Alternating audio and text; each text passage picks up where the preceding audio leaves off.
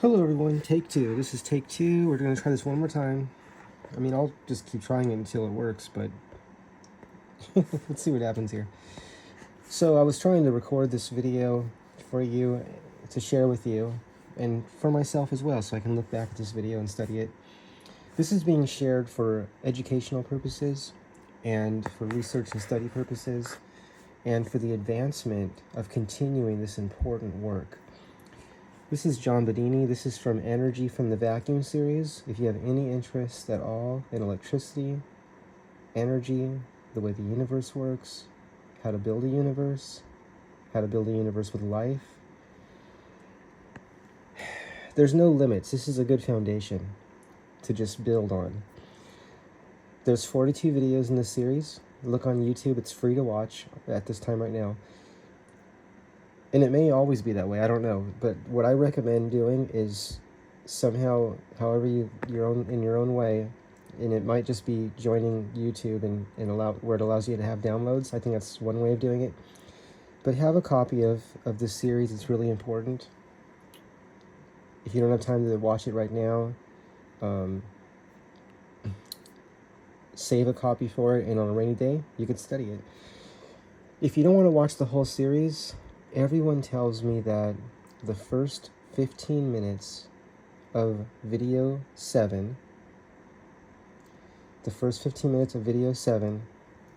which we're going to look at right now, is the most important information.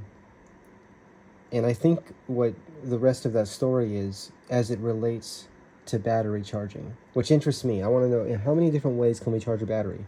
So I want to learn all I can about battery charging, and not just battery charging in the ways that we have done it in the past, but remember, this series is also part of the past. So how can we see more possibilities, I'll say? We have to study more. We can't just study one thing, one perspective, and then think that we know all the different perspectives, right? Especially when we know, like, think about movies, right? Let's say there's a lot of movies that have been made about this, where if you're standing in one place, you see a certain perspective, right? A certain viewpoint.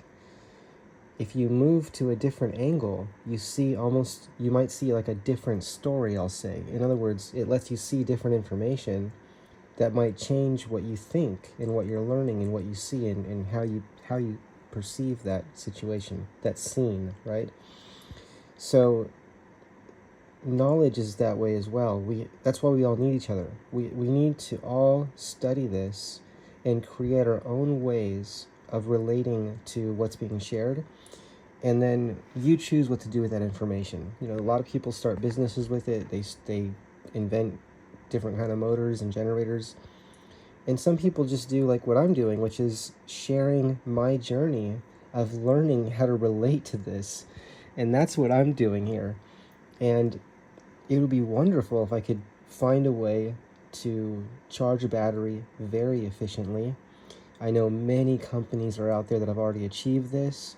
And one of the companies that comes to mind is gbatteries.com. When I go to the Tesla, for years now, when I go to Tesla, the showrooms and speak with the sales people there, and I say, have you heard of G batteries? The fast charging, the 10-minute, 5-minute, 10-minute charging of an electric car? Oh yeah, we know about them. Yes. And I'm like, wow, that's amazing. That's really great. So I don't know what that means. I don't know what's being done with that information, with that awareness. But my interest is experimentation, and how can I first learn to relate to what's being shared, but also practicing through experimentation the different ways I relate to what I'm learning and what I'm seeing, right? So what happens when I try to apply what I think I'm seeing, what I think is being shared, what I think is being said, what I think is being encouraged? So John Bedini would get frustrated. If you watch the series, you'll see this. I think you'll see this, that he would get frustrated sometimes when he tells people there's certain things you should do and shouldn't do when you do the experiments. And I'm pretty sure I'm doing a shouldn't do. I mean, I'm already changing the experiment, and I haven't even done what he's telling us to do yet. and I drew out this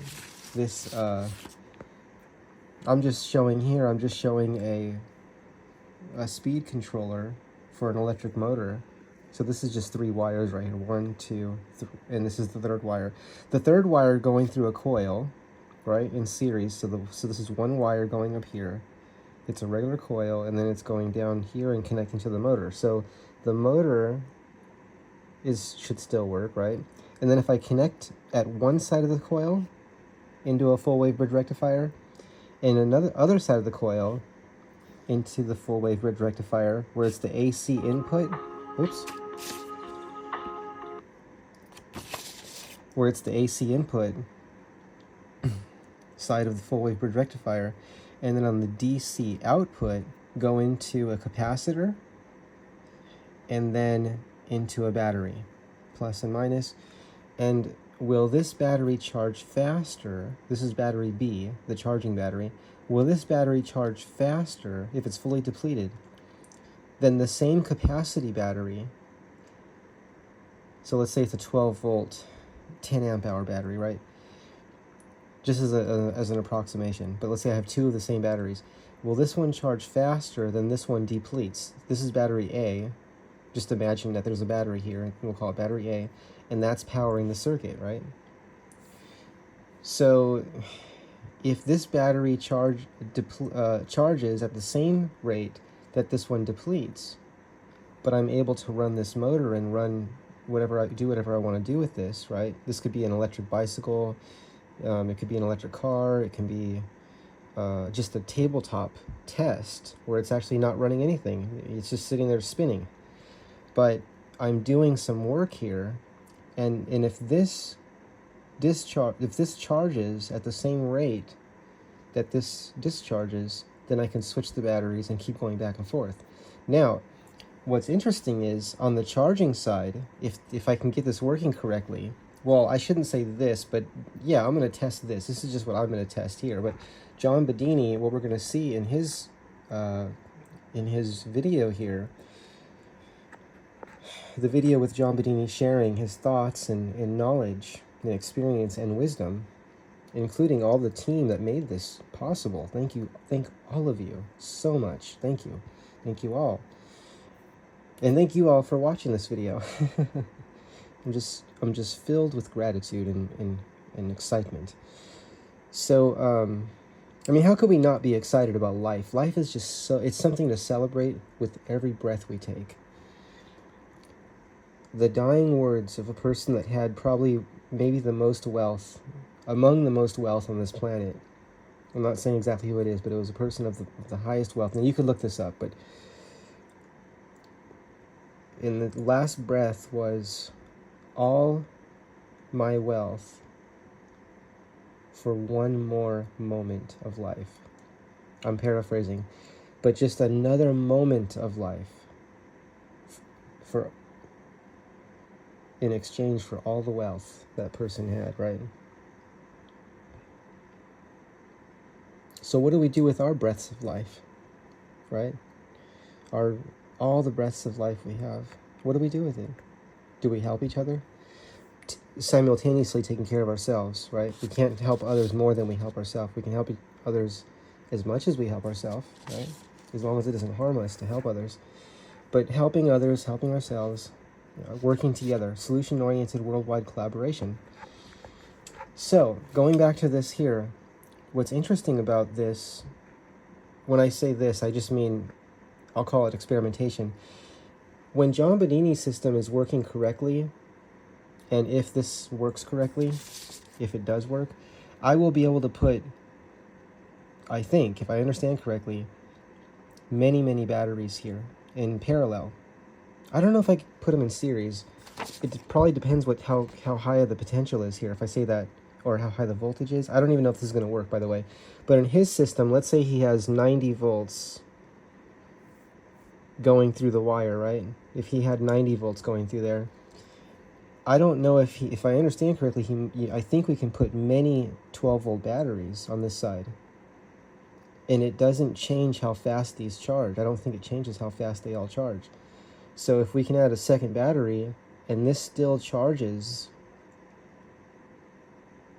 let's just say, hypothetically speaking, at the same rate that this discharges.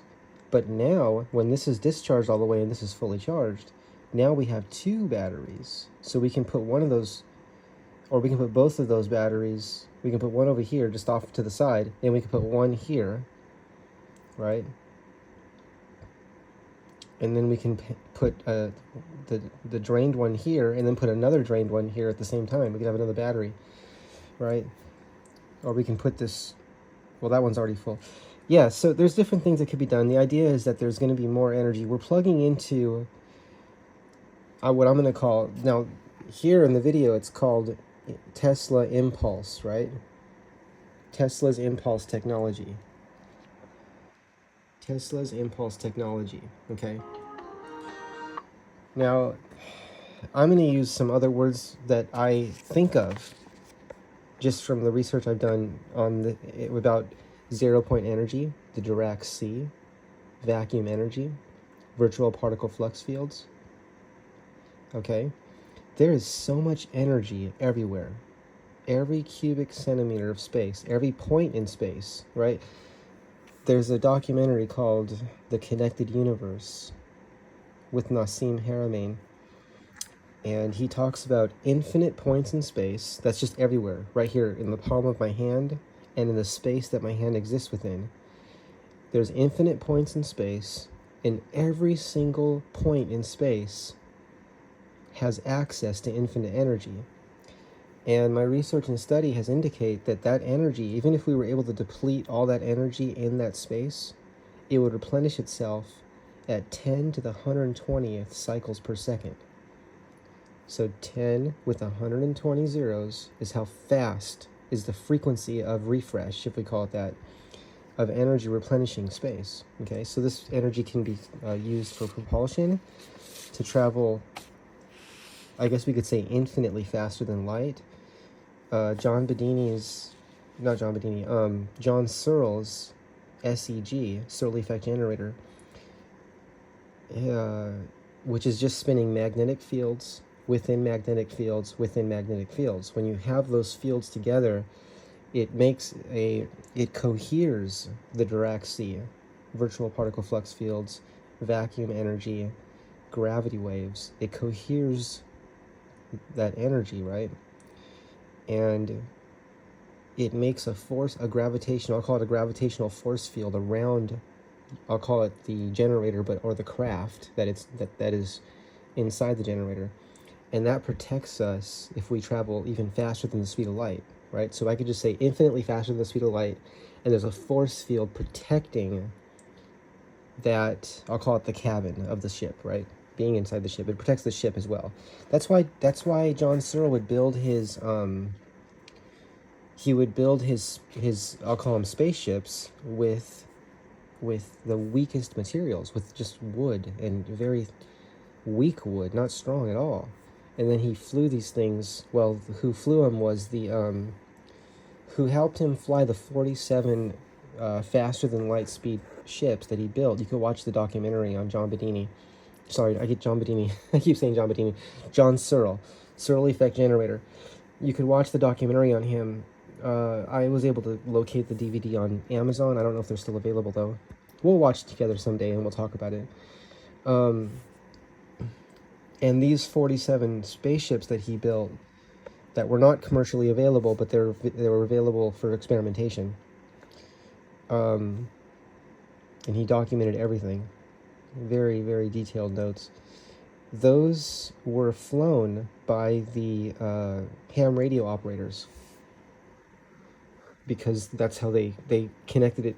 You know, they were able to connect the ships to ham radio equipment, and they can control the ship in space, right, to test for the test flights. So 47 of those were made, and they all were a great success, is my understanding. And John Searle spent his lifetime perfecting that. Going back to this, I don't remember what I was originally saying. I apologize. I just don't remember why I started talking about the spaceships. But it's the energy in space. That's the idea. It's the energy in space. And if you want to have anti-gravity, which is really the opposite of anti-gravity. It's to have an anti-gravity. I don't know why it was ever called anti-gravity, right? It's actually creating a gravitational field. So when you spin magnets really, really fast, right, especially if you spin magnets within magnets within magnets, what I mean is just having, let's say we have a magnetic field spinning here, and then outside of that we have another magnetic field spinning, and outside of that we have another magnetic field spinning. Now people look at John Searle's SEG generator and people say, oh, but it has special magnets, it has all this special things. Okay, yes, and that happens a lot. We end up seeing like these refined prototypes, very refined, that are just highly engineered, I'll call it. But John Searle's first generator that created a gravitational field strong enough to repel the Earth's gravitational field, and therefore blasted through his roof and put a big hole in the kitchen roof, and went to the sky and just kept going. When he put a load on it, he put like, I don't know if he put the numbers 1500 watts come to mind. I'm not sure if that's the correct number. I think he put a 1500 watt load on it, and when he loaded the generator up, meaning putting a load on it, that made it push against the Earth's gravity field. And it's almost like having two positives, a positive and a positive on magnets, and they won't come together. They push away real hard, and that's what happened. This thing blasted away. And that first system, to use his exact words, was a very crude generator that he just threw together from supplies that we all have access to. Now, what are those supplies? We might have to figure that out for ourselves. So, but just know that the one that we see with all the magnets that are real nice and they're rolling around, that was not anything like the first one he made. The first one was nothing like that. But imagine this. What do we see in there? We see magnetic fields rotating within magnetic fields, and all of them are rotating very fast, right? And it doesn't take much energy to spin those magnets, because remember, it can feel like people are telling us there's no energy in space. It can feel like that's what's being said. I don't know if anyone's actually saying that, but it can feel that way, right? It can feel like there's nothing there. There's just the energy we make when we turn a generator. But a generator is actually a pump that's pumping very, very little amounts of the energy that's in the environment, right? That Richard Feynman, Nobel Prize winner, taught at Caltech for 37 years, said there's enough energy within a cubic centimeter of space, which is the size of a sugar cube, to boil all the Earth's oceans instantaneously. Now, I've always asked about energy myself. I've always been curious about energy. When I was just able to talk, that's what I spoke of. Why does the light turn on? What allows the light to turn on? And I wasn't interested in the light switch. I was interested in the wires and where that was connected to. Where is the generator, right? What is a generator? If we can't make energy, then why do we think we're paying to have energy made? Right? Because we've heard that we can't make energy, right? So what is a generator doing? Is it making energy or not? Right? Because when I read the definition of where energy comes from, my mind hears we make energy. It's saying it in different words, but I'm hearing that it's like a fancy wording for we make energy. But if we can't make energy, then why are we saying that, right? Anyway, to acknowledge that there's energy in space, as Richard Feynman and many, many others, John Wheeler, Princeton professor, and many others and John Wheeler has quotes that are very similar to that, right? Enough energy in a cubic centimeter of space to meet all the energy needs of the whole planet without end, right? Because the energy just keeps replenishing itself, right? So, anyway, I've always been interested in energy myself, and I just keep asking questions, right? Because questions are how we learn. Now, if someone says, stop asking questions, stop learning, we know everything already, I don't know why. There's many theories on why people will say that, but I'm not really interested in that, and I'm not interested in knowing why people don't want to learn more. Okay, does that make sense? I don't know if I'm saying that correctly. It doesn't make sense to me to stop learning. It doesn't make sense to me to stop asking questions. It doesn't make sense to me to stop trying to understand in a new way. I mean, immediately, look what I did. This is an example. John Bonini says, do this, right? And this is the person that achieved it perfectly. Now, a lot of people will do this. They'll just do exactly what he said, and a lot of people have done it and have replicated it perfectly, right? Many, many people have done this. And I myself study John Bonini, and the first thing I do is draw this, which this is not what he's telling us to do, but I'm just showing you what my imagination does. It wants to make variations of what I see. And that's why, because this is the way I see it. I want to write down what I see when someone tells me an idea, because I can always go back and do exactly what they did. I can always do that. But what I'm interested in is how many different ways can I relate to what I think I hear them saying to me, right? Instead of just saying, okay, you said this, you made this, let me repeat what you said. Let me just repeat what you said and repeat what you made, right? I could do that. But then where's the variations at? Now, a lot of people say, oh, first you master what the master did, master that first, and then make your other stuff. And that's, I don't think there's any one way to approach it. Most of the masters will say, just do exactly what I do. Okay, they'll say that. Most, or maybe all of them say that. They say, just do what I'm doing. And it makes sense, because they achieved it, right? They spent a lifetime to get where they are. So why are we going to change it? Why would we do that? Why would I do that? Anyway, I'm just sharing with you my process. And in life, people always say there's more than one way to do something, right? And I call it the engineer's mantra, because I've heard this so much. There's always another way, right? There's always another way to do something. Always. So when someone says stop learning, that's impossible. Anytime that someone uses the word impossible, I hear, it's almost like, I'm not trying to be rude or mean, but I hear someone saying, I don't want to think about that. I don't want to think anymore. I want to just think about the thoughts I've already had.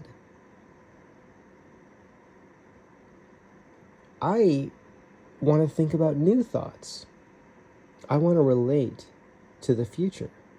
I want to relate to infinite possibility. I want to relate to the infinite potential that is the universe, right? We are entirely made up of the universe.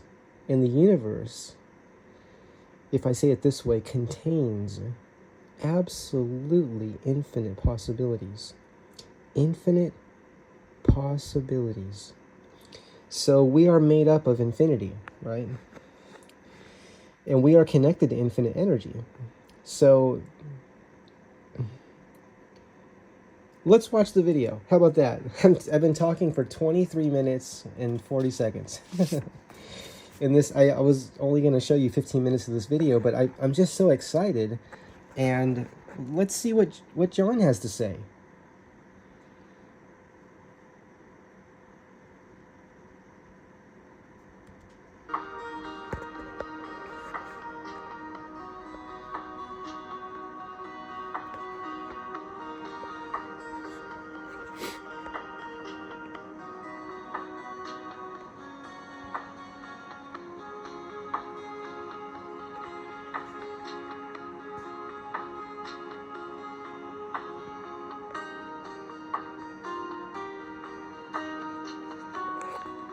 Okay,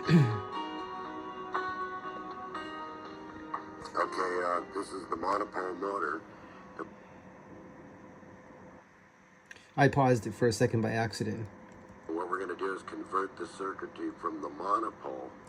Okay, I just want to establish here, because in this part of the video, I don't think John explains everything that goes into what is here. And because I've watched other parts of many, many videos, and many videos altogether, I'm going to tell you what I think is here, okay? But I want you to find out for yourself as well. But what I think we have here is we have regular, I don't think these are neodymium magnets. He actually recommends to not use neodymium when you're starting out. That might be something you can use later, or if there's different kind of designs, and I've talked to people that have said they have used neodymium, there's no reason not to. But I think the idea was, and the way he explained it was, when you're starting out, neodymium is so powerful that it makes it, you have to really already be like a master of this kind of circuit to make it work. And we all learn differently, and some people instantly get this, and some people just don't get it. Like, I'm an example of someone that just doesn't get it. And I may never understand this, and I'm okay with that. I'm not going to give up, though. What I mean is, I don't know if I'll ever figure this out. There's things that I get right away and are real simple to me and easy. And there's other things that just don't make any sense to me, but I keep studying it, and I keep talking to people, and I keep asking questions. And that's not going to change. For me, there's no reason that would change, because I'm like endlessly inspired more by just each day and each thought I have about the material. Now, it doesn't mean I understand what's happening. Now, so let me share with you what's happening here, what I think is happening, actually. Now, I think he has regular magnets. I think they're called permanent magnets, right? They're just black magnets. I don't know what the material is, but they're just regular magnets, like maybe refrigerator magnets, or just, I mean, it's the thick ones. They're kind of thick, right? Maybe an inch by a quarter of an inch by half an inch. I'm just guessing approximately. But just regular magnets. They could be any, you don't have to be an exact size, but these are regular little magnets. And he has them spaced out. The spacing out is very, very important. You can't have continuous magnets. You're not going to get any pulses. You have to have the magnets spaced out, away from each other. Okay? There's designs where it just has one magnet going around. That would be a lot less pulses, right? But it's still powerful. And what if that magnet was a neodymium, like a really strong one? So just one big pulse, boom, boom, boom. Now I'm going to say something. And I'm not saying this is that John would agree with me. I'm not saying that, but I'm going to share you my own thoughts. What I think is happening here is the battery. Do you think the battery is charging when the magnet goes to the coil down there? So that coil has several windings of wire on it that are separate. One of those windings is a motoring effect, which makes this thing turn, right? One of those windings is making this run. It's pulsing it, right? Then there's other wires in here that are receiving the magnet passing that there's an iron core in there, which he might use welding rods with a certain kind of material that is readily available. May work better than a solid iron core, but I think they can both be used, but please confirm that for yourself. But there is an iron core in there of some type and kind, right? It's not a rare material. It's not, now, yeah, there's always variations where someone uses an expensive material of something, right? But there's also, in every case I've ever seen, anything that uses a really special rare material, there's always a simple version of it that works really good with just the material that we can get from the hardware store. So never stop looking things up. And when people explain what I'll call free energy devices, which really is just efficient energy devices, right? It's just more efficient at moving that energy from the environment into our circuit. That's all it is. It can sometimes be explained in ways that can feel intimidating, can feel like, oh, we'll never understand this. I'm just going to give up, forget it. I can't even get the materials. Just remember this, never give up on searching for other variations of that same system, because I've always found a simplified version of everything, right? There's always a simplified version of everything out there that allows for the materials to be very simple. In fact, John Bedini said, and Don Smith said this too, Donald Lee Smith, read that book too, the Don Smith Magnetic Resonance Energy Crafting Systematic Index book that was assembled by Rick Friedrich, which is also another YouTube channel, and study everything Rick has ever said, ever written, and ever done, his experiments. That's another gentleman to study, okay? And John Bedini said, what do you have, and Don Smith said this too, Donald Lee Smith, what do you have at home that you can use right now, as if we all have something already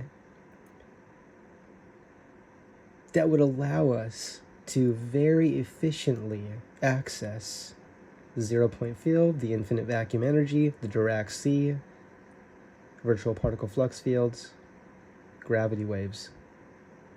Are we talking about the same thing when we use those words? Yes, we are. Many say, yes, we are, right? My research and studies indicate that. How interesting is that, right? So I think it's quite exciting. So I seem to be able to connect information together. I can remember things, like no matter how much time passes, I remember things, and information will connect itself together. But I always say it doesn't mean I understand. Because to me, understanding might be riding the electric bicycle with my range extender, right? Now, my range extender may add 10% more range to my electric bicycle. And to me, I would call that understanding. Okay. Saying that something is impossible, that is not science, because science doesn't say that. Science does not say that something's impossible. That's not what science does. Science does not prove anything. Look it up on Google. Does science prove anything? You're going to see some great articles, masterpieces, intelligently written. Science does not prove anything. Science is the research, the study, the open forum, which here is YouTube, the internet, right? YouTube. Now, yes, my comments are turned off. People ask me, why are your comments turned off? And they make jokes about it, right? Usually at first, but once I say this channel is like my journal that I share with everyone. And maybe everyone doesn't get to write in my journal. Now, for many, many years, the comments were on, and I spent a lot of time, and thank all of you. I want to thank everyone for your support, okay? And that includes people that don't think any of this is possible. I mean, you watch the videos, you're watching this video, and you're thinking about this. And someday, you may try this out, if it's simple enough and the parts are readily available. And if you add 10% range extension to your electric bike, or your electric skateboard, or your electric unicycle, or your electric car,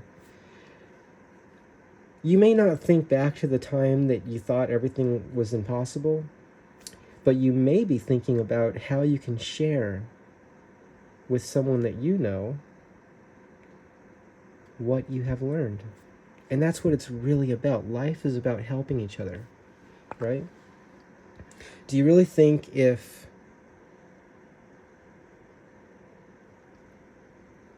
this country makes the most deadly weapons they can, and they're competing with other countries that are also making the most deadly weapons they can, and they keep getting more and more deadly and more dangerous, if I say it that way, and then we're doing that too, and they're doing that too, and everyone's doing that, right? If everyone's making more destructive weapons,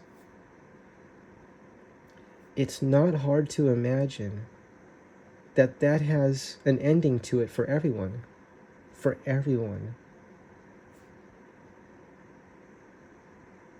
The only way to get everyone's needs met, which is,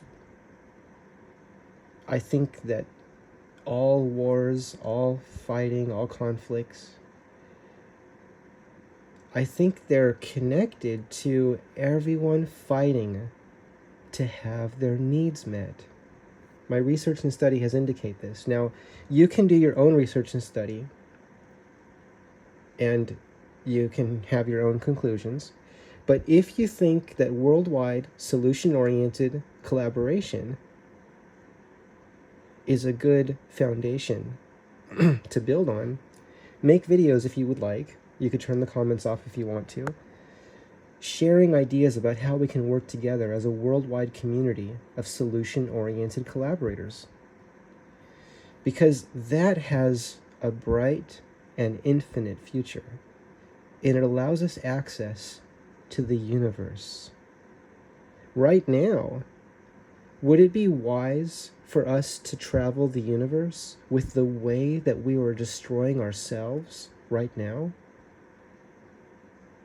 I don't know. I think we need to stop fighting, and we need to work together, and then we can do anything, and we can do anything quickly. Imagine how much more collaboration there is when we all work together.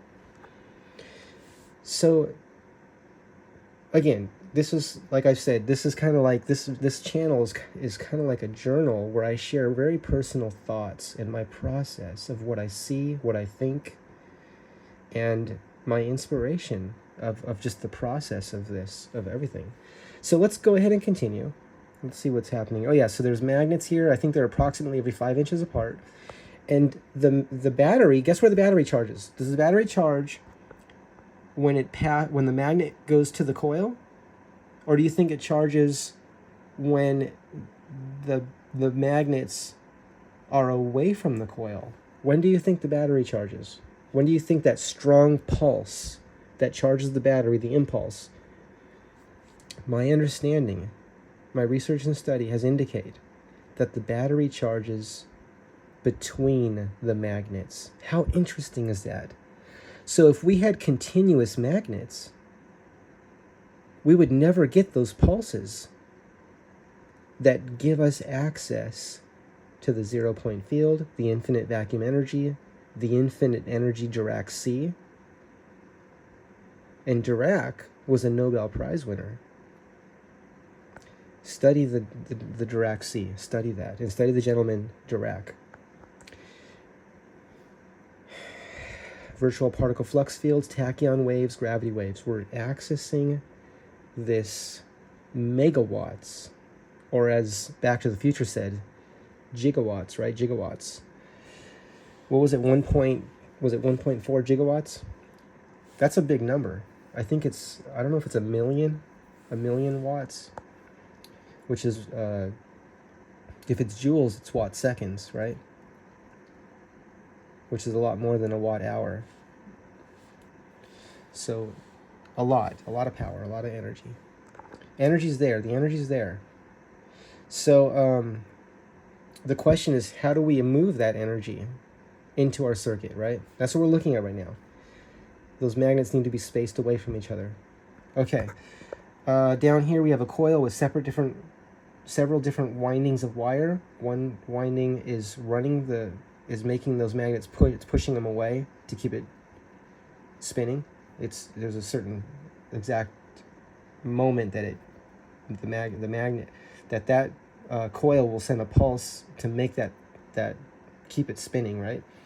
And then as this is spinning, there's other coils in there that are capturing, or at least one, right? At least one, but possibly several, that is capturing those pulses that are coming from when the magnet leaves the coil. Boom, impulse into the wire, and then there's so much we can do with that. Let's see what happens. Let's just look at this though. Let's see what's happening here. Okay, now in school, I did the same thing in school. I used to pause the videos all the time. Oh my goodness, people just said, Joseph, just don't touch it. Can we just watch it? Okay, now no one's telling me to stop, so I'm going to be talking so much. But guess what? If you want to, you can fast forward. But do you really want to fast forward this? Right? Do you really want to fast forward this? Okay, let's go. Let's do this. And I want to thank all my fellow classmates for being so patient with me. Thank you, everyone. Here we go. Circuitry to Tesla's impulse technology. Let me back it up a little bit because I forgot what you said. You'll notice right here. I'm backing it up because I spoke so much that I forgot what he was saying. Okay, this is the monopole motor, and what we're going to do is convert the circuitry from the monopole circuitry to Tesla's impulse technology. Now, you'll notice right here that we just connected one lead to one of these transistors, so we're actually across this coil, this direction, with the rectifier right here. So we'll start this thing, and what we'll will show you is these spikes of energy right here on the scope.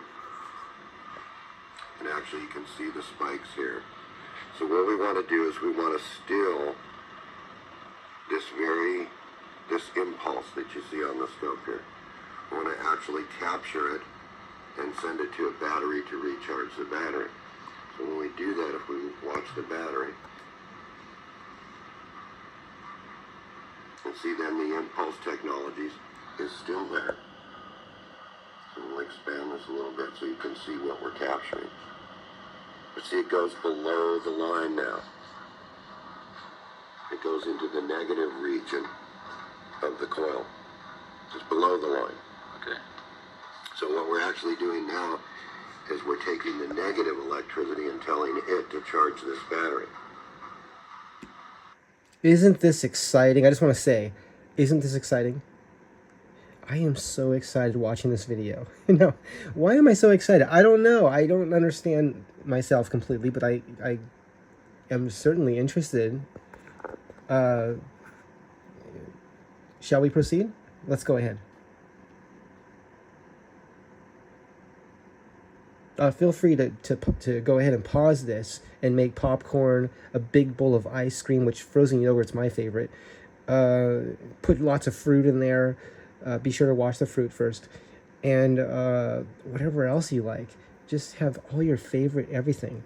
And then watch this and take notes, right? And draw things and design things and see what you see, right? See what you see. This drawing is terrible. We'll look at this later, though. This one's a little bit better. Okay. It's just a variation. This is just a different one, right? This is where I'll go ahead and show you since we're here.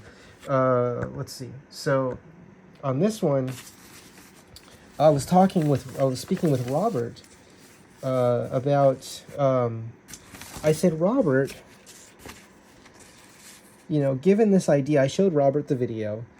A lot of you know who Robert is if you follow the channel for a while. Robert's been working on computers and electronics since he was, well, they say he was born with a multimeter in his hand. Like he just grabbed the multimeter right away, so, and he wouldn't let it go. So that's Robert, and he just loves electronics. This is all new to him, though. He looks at this and he kind of blanks out, like he's like looking at a ghost. It's the most interesting thing. It's like, because he knows so much about electronics and he doesn't have any idea what this is. That, or he's acting and pretending. And I'll tell you, if he is doing that, he's a great actor. He should get into movies, because he has me convinced that he doesn't know a thing about this. But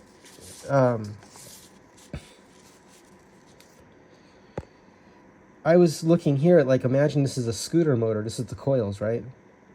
This is an absolute mess, but I apologize for that. This was the first drawing I did when I was talking with Robert early this evening.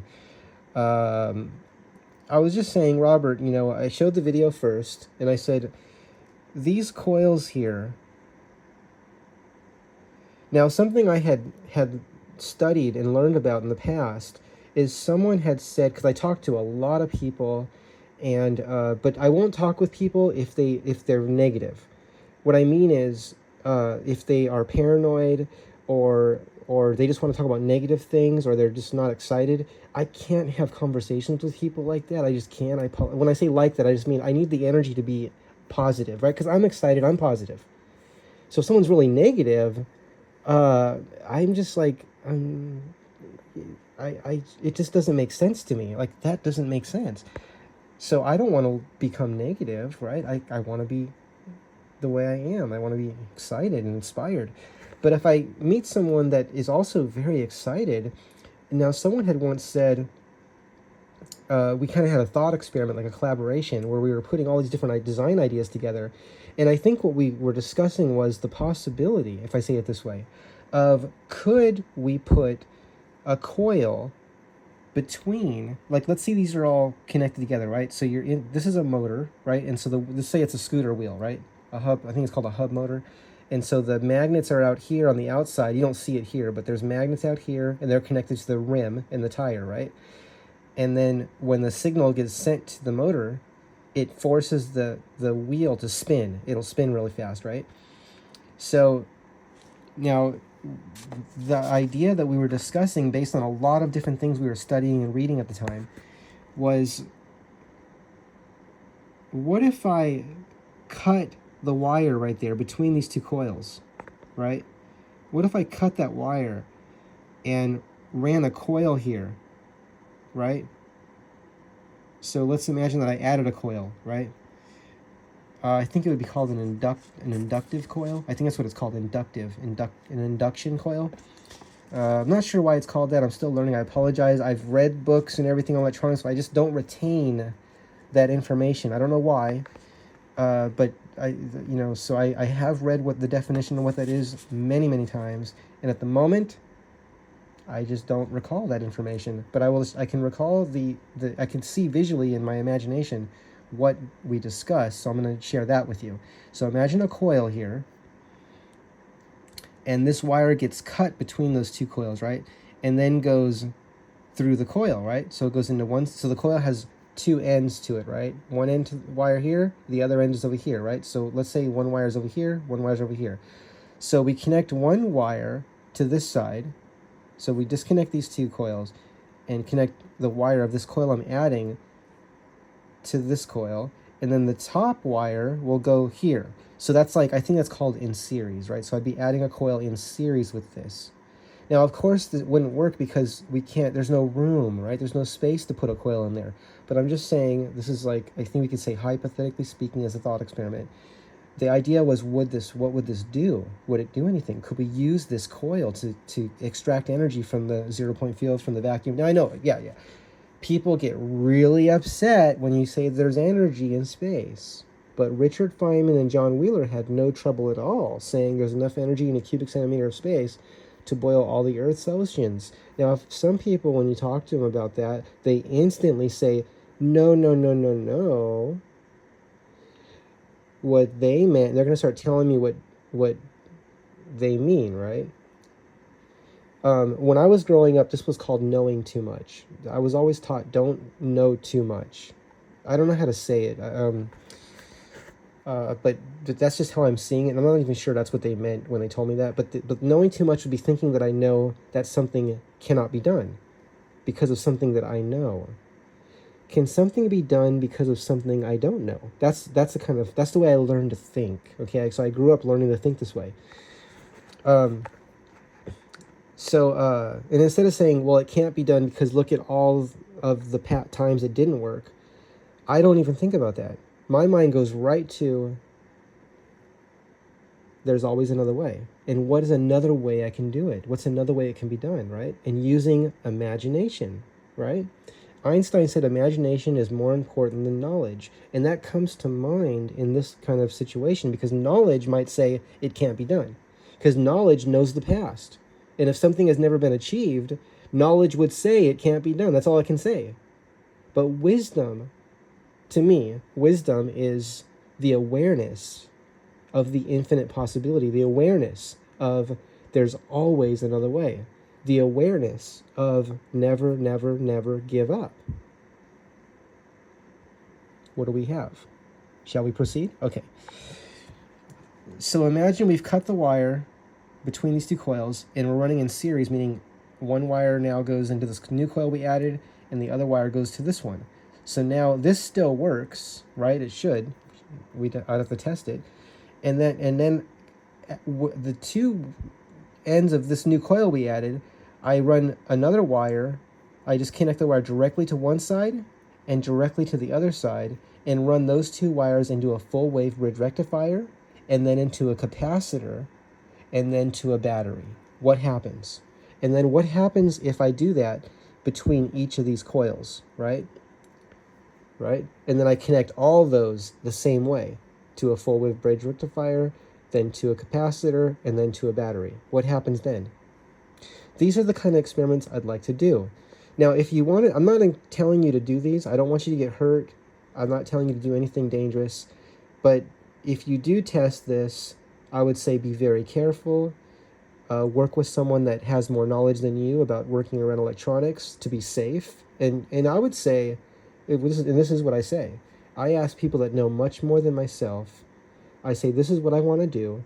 How can I do it safely? Now, there might be jokes and this and that. Okay, I bought a welding mask. I was doing some experimentation with water fuel technology, and I had water make a ball of light this big. I'll call it a plasma ball. And I couldn't see for like 30 minutes. It was so bright. After that happened, it wasn't an explosion. It was just a ball of light.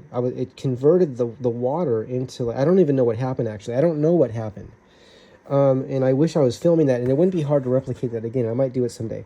And I already have the safety equipment now. What the safety equipment is, I went right out to Harbor Freight with my 20% coupon. They still have those sometimes.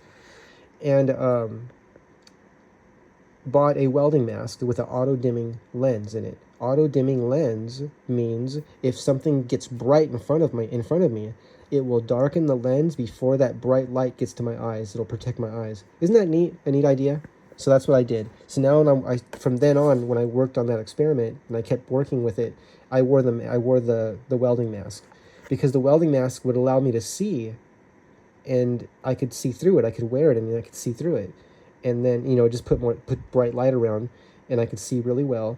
And then if there was a flash, the welding mask would dim that before it had a chance to damage my eyes or hurt my eyes or strain my eyes, right? So my eyesight came back fully. I've done that many times in my life where I've had extremely bright flashes in front of me and I couldn't see for a long time. I feel very lucky, and I've been told always drink lots of carrot juice. Now, people make fun of that too, but I know someone that has seven eye doctors in his family, and they actually all say drink carrot juice, so that's good enough for me. But I just always have. It doesn't mean I drink a lot, but I drink like at least one glass a day when possible. So anyway, drink your carrot juice, keep your eyes well. We need our eyesight really good, and that's important. Oh, by the way, I want to mention something. I just started,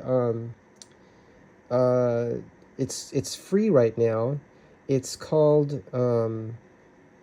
Scalar Light Technology, which, who remembers Scalar Light Technology with Tesla? Who remembers that? Yes, Tom Palladino. He's on Facebook. He's he continued the work of Tesla, and he's doing he's working with Scalar Light, and there's a I don't know if it's a promotion or what it's called, but there's like a 15-day trial, a 30-day trial. Sometimes they have a 30-day trial, but there's a 15-day trial that's easy to find, and sometimes they have a 30-day trial. But there's a trial where you can test out this process, and I recommend it. I'm on day 8 now, and I am really happy with the results I've seen. Those results may vary, and all I'm saying is I looked at it like this. There's nothing to lose because it's a free trial offer. Let me see how it affects me, right?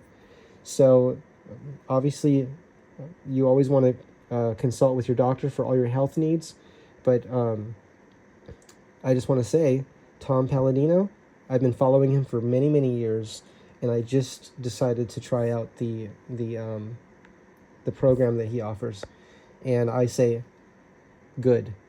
So now some people say, oh, there's no scientific evidence.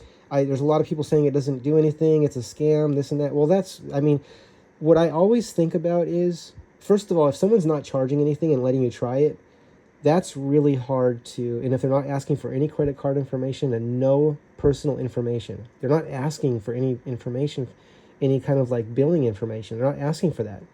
To me, that's a sign that someone really might have something, right? And I'll tell you something, I tried it and I like what I'm experiencing. It's good. So I'm giving it a thumbs up and saying go for it if you're even considering it. And if you don't know about it, check it out. I've been following it for over 10 years.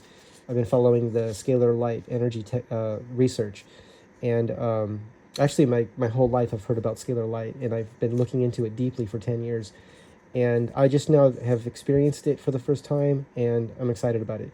So I'm not saying you shouldn't get help from your doctors, but if someone's gone to the doctor and they've done everything and they're just not able to get help, that might be a great time to go, because you could say, well, what do I have to lose? I can't get helped with the doctors. If you tried every other resource, I'm not saying to start here. I'm not saying you have to start here. You don't have to do anything you don't want to. But if you want to start here, you can. It's your choice. But anyone that's already gone through the whole medical system and is not able to get help, I've met many people like that in my life. I would say check this out and see what you think, especially because you can try it without charge, right? Okay, everyone, let's proceed with this. And I'm going to continue sharing all of my thoughts I have while I'm just so excited. Isn't it exciting to just think and share and communicate? I mean, we have so many gifts that we don't even think twice about. It's such a gift to be able to feel inspiration, to be able to experience a smile, to be able to experience someone else's smile, right? To be able to experience someone else, to get to know someone, to get to know ourselves, to give ourselves the opportunity to grow beyond what we can imagine. Isn't this exciting? There's just no limits to anything. Now, it's our responsibility, all of us, to use that infinite possibility in a positive way, because it can easily become destructive, right? We don't want to even imagine the path of harming one another, right? I mean, that is a terrible way to go, and that doesn't help anyone. It harms everyone when we fight. It really does. Everyone loses when we fight. Everyone loses. Okay, so solution-oriented worldwide collaboration. This is just my thoughts, my thought experiment. And again, you're in my journal right now. This is my journal. This video is my journal. And I want to thank YouTube for being absolutely amazing. So I've learned so much on YouTube, and I'm completely inspired by YouTube. And thank you, YouTube. You're great. Okay, so let's see here. Let's go ahead and look where we were. So yeah, and right now we're imagining things. I'm not drawing anymore. There's not much room here, but I could probably put a coil in there. But anyway, we got imagine there's a coil here, and we went through all that. So yeah, what do you think about that? Interesting? Yeah, and maybe how could this be done? Let's see. Well, I don't know. Stay posted. Stay tuned.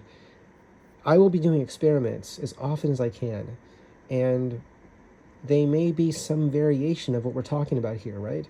So just keep that in mind. Let's go ahead and proceed with the video, though. I wanted to show you what this was. So all these notes and stuff were just building up to what we were talking about here, what Robert and I were talking about. I crossed that out because I made a mistake. I was telling Robert, where do we put the coil? I thought we had to put the coil like this. And I said, well, how do I connect it to the full-wave bridge rectifier and then to the battery? And then Robert said, no, you connect the coil to the other side. And I'm like, how did he know that? Like, that just made sense. Hang on, my computer's saying something. Oh, it's trying to restart on me. Wow. I'm glad it warned me first. By the way, this is my second video. The first video I was making, the computer just froze on me because it was trying to force me to do an update. That is so annoying. I need to make sure that the computer doesn't do that. So Robert is the computer master also, and so I'll bring this computer to him.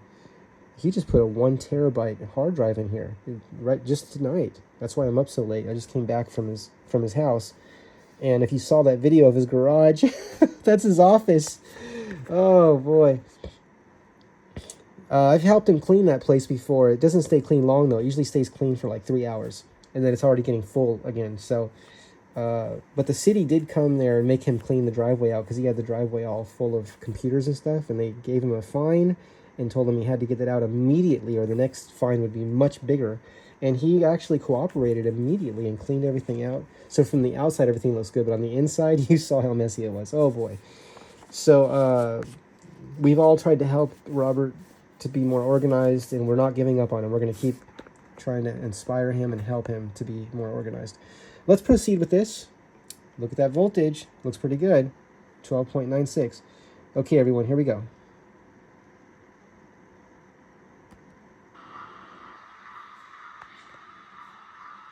And you can see that there's no effect.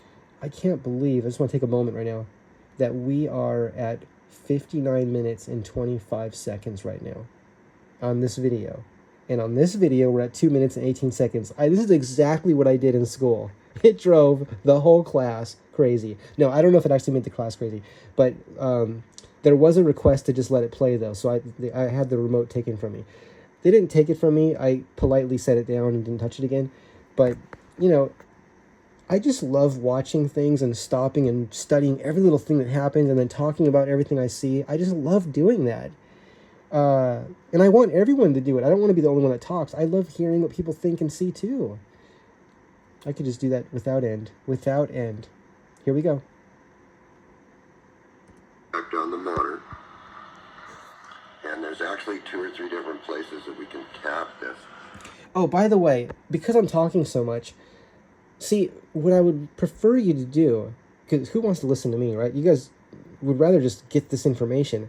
And thank goodness, you can just go to YouTube and type in energy from the vacuum and look up this series yourself. And look up video number 7. And you can watch it at your own pace.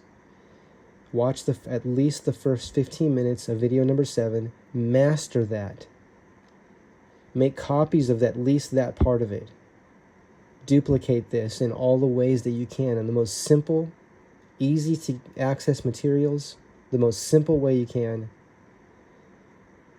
And I think it'd be neat to make a very, very simple system that can charge like an automobile battery, right? And extend the range by like 10%. Imagine extending the range of an automobile by 10%, right? Which people can say, oh, that's impossible, right? It's impossible. Well, first of all, that's not science to say that. And it's interesting that people say, I have so many degrees, and I know what science is, and I know what can be done. And I'm hearing them say that they know everything and we're never going to learn anything new. That's what I hear them saying. And then I think to myself, but this is exactly what people said before we knew how to fly airplanes, right? There was no science, there was no mathematics, there was no physics that described flight yet. The physics, the understanding, the mathematics, everything, the philosophy, the poetry, it all came after flight, after the machine flew, right?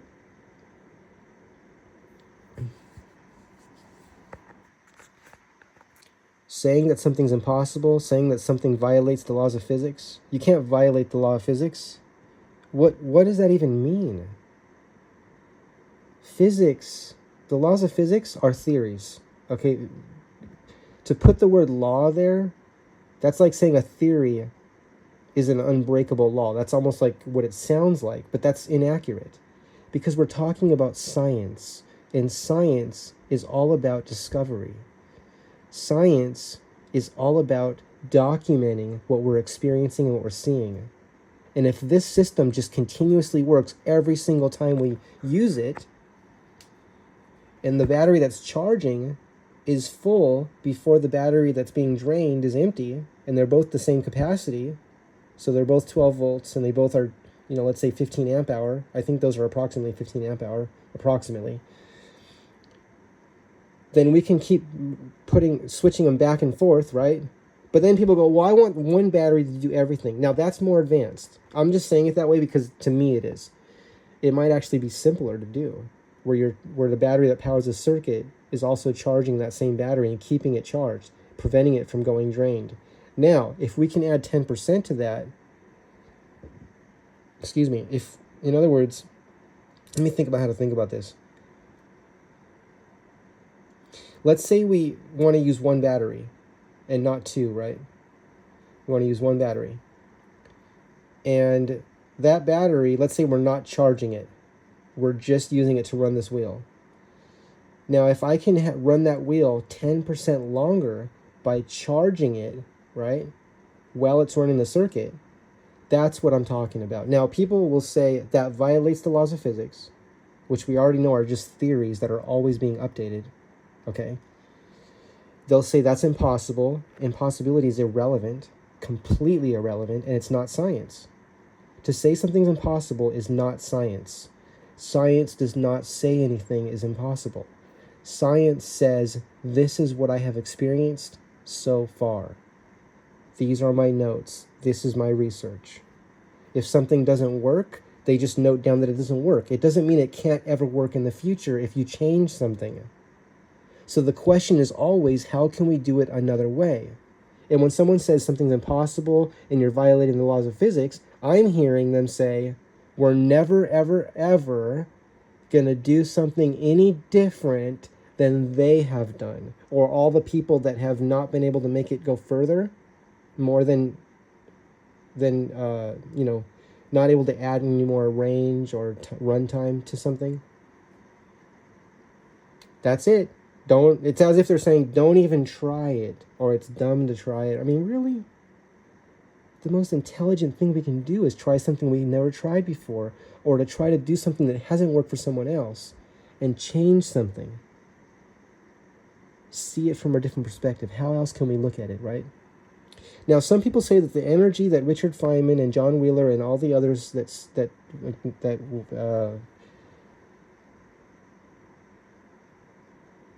understood this energy in space everywhere, people can say, oh, well, we can't use the energy. It's there, but we can't use it. There's a couple different things people can say. They can say, oh, that's the energy that's in atoms.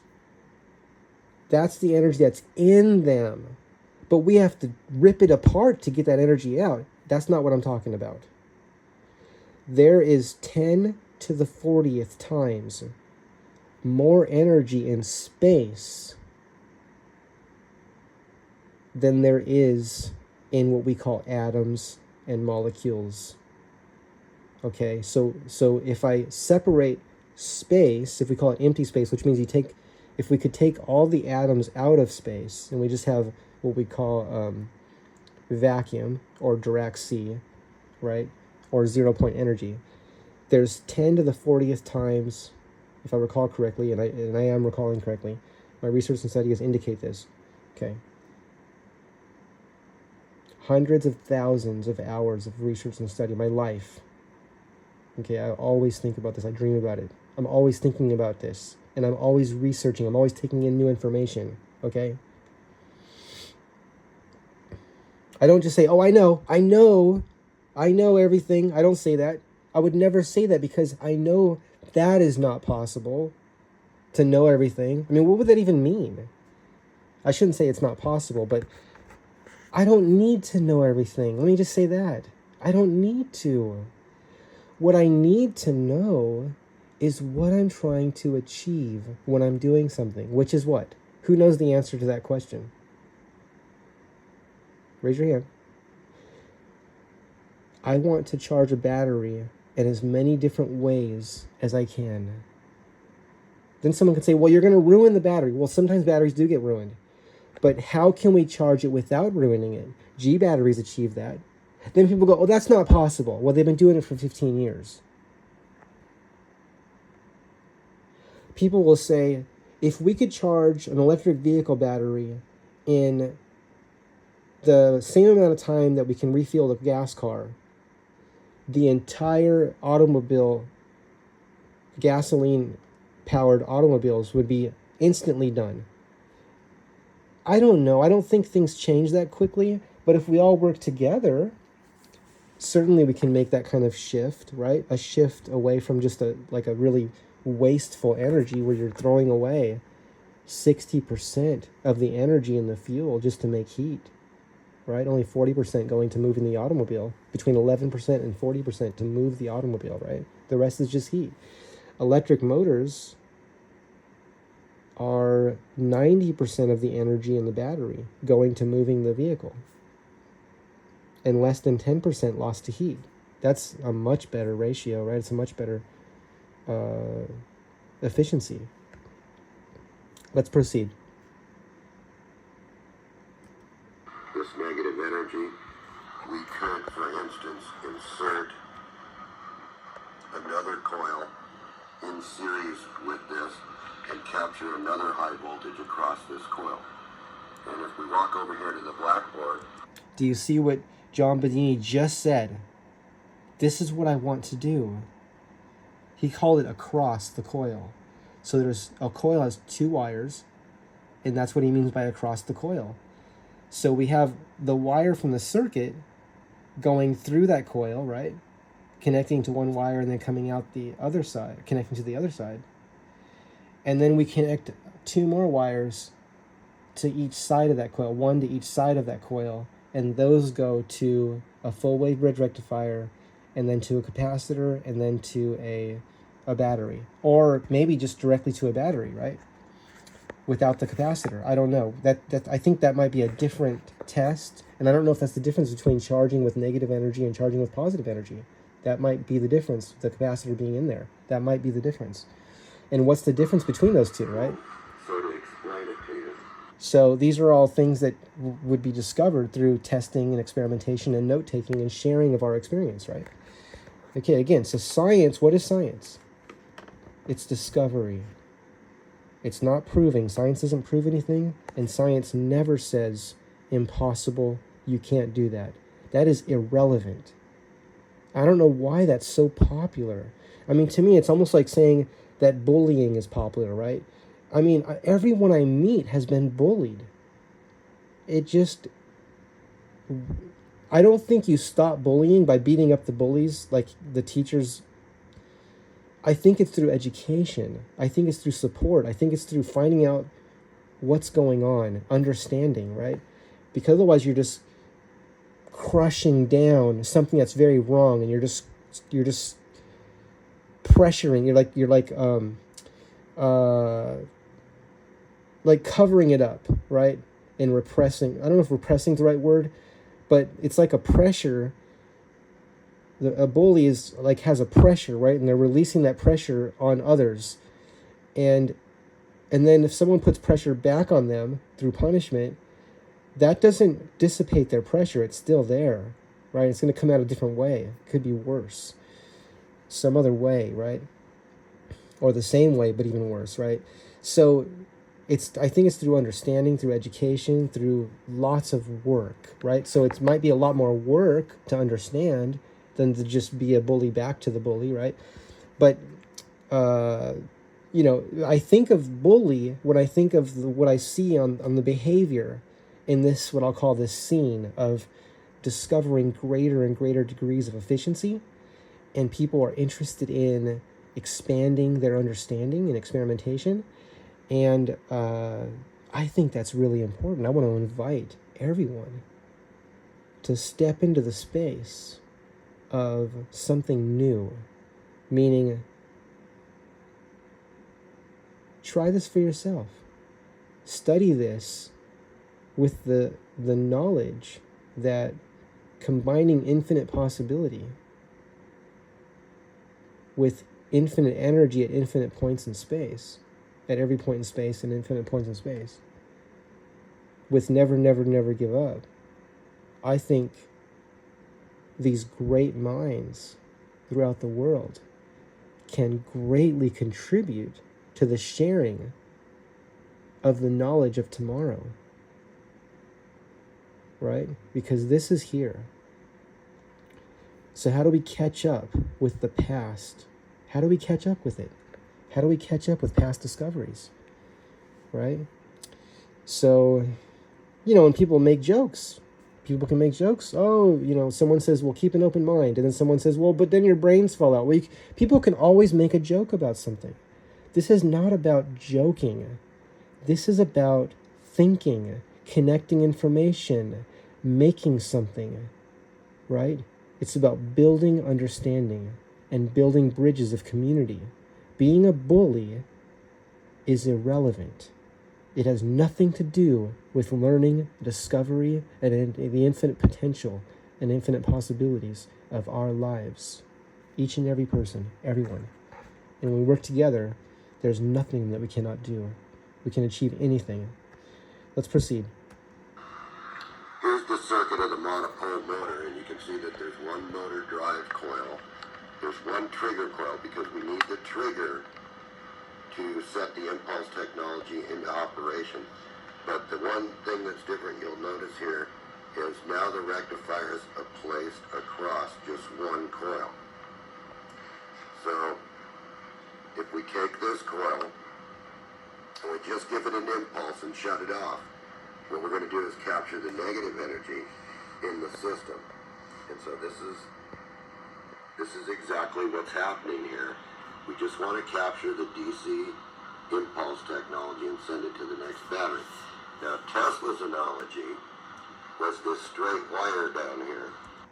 Isn't this interesting? So this is John Bedini, and he's explaining to us Tesla's analogy, right? Impulse technology, one wire. And it looks like he just connected in from one wire. He connected to that wire in two different areas, and he's lighting a bulb. So when we think of energy, we think of like a positive and a negative, right? Or a ground somewhere. So how do we connect to 2 points of one wire and light a bulb? How do we do that? I'll work on this as well. I'll do experiments. I want to experiment with this. We'll do it together, okay? We're going to do this together. It's exciting. With a light bulb across. And by the way, many students have won their science fairs with John Bedini's circuits. And there's a story about how a teacher said, I have never seen a circuit like this before. It was some variation of this, or it might have been this exact same circuit. I have never seen a circuit like this before. And because you are doing something that we don't know anything about, even though we all see it working, meaning it was, I think there was 2 batteries, and the one battery was charging before the other one was fully depleted that was running the circuit, and then you can move the batteries around and keep going. You just keep going, right? And the battery that was depleting always was like, I think, half full still, when the discharged battery that was empty becomes completely full again. So if you just keep going back and forth, the batteries you can just keep going without end, right? Now, where's the energy coming from? It's coming from the environment, right? Now, there's so many different ways that people can say that how it works and how it doesn't work. To me, I'm interested in is understanding to the best of my ability and to the best of everyone's ability. What I mean is, I love to hear how everyone understands what they see here. I'm not just interested in my perspective on what I see, because we all see differently. We all learn differently. This says Tesla's impulse tech, right? So let's proceed. Across the wire. Now, when the impulses, I'll just draw it this way. When the impulses are correct, a node appears across this wire. A node. A node. N-O-D-E. Okay. N-O-D-E, node. And that's where the voltage is. At the correct frequency, then the free energy appears, and that. Okay, I'm going to pause for a moment because my phone's going to turn off. So I'm going to plug it in so that it won't do that.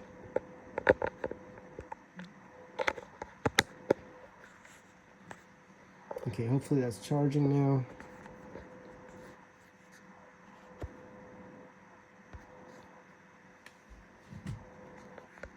Okay, the phone should be okay now. It just warned me that it wanted to turn off. Or it said it's getting close to being completely out of power.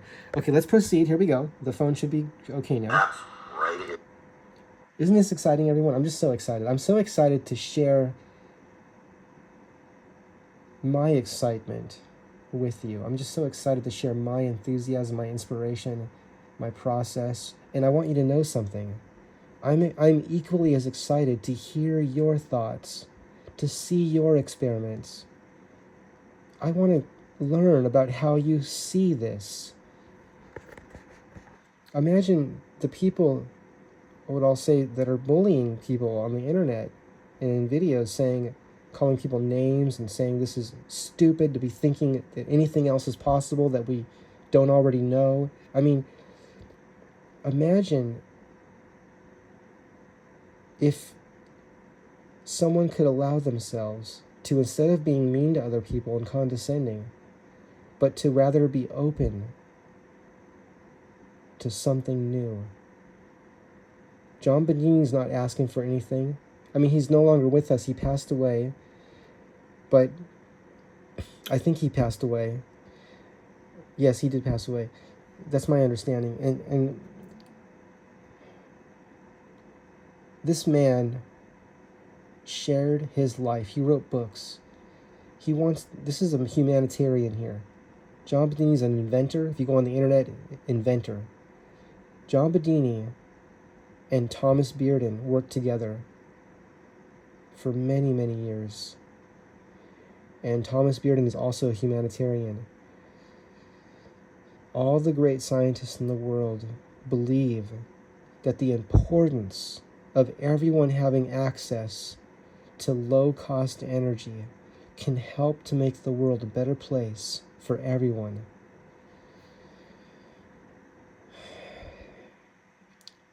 That doesn't mean that you have to do that.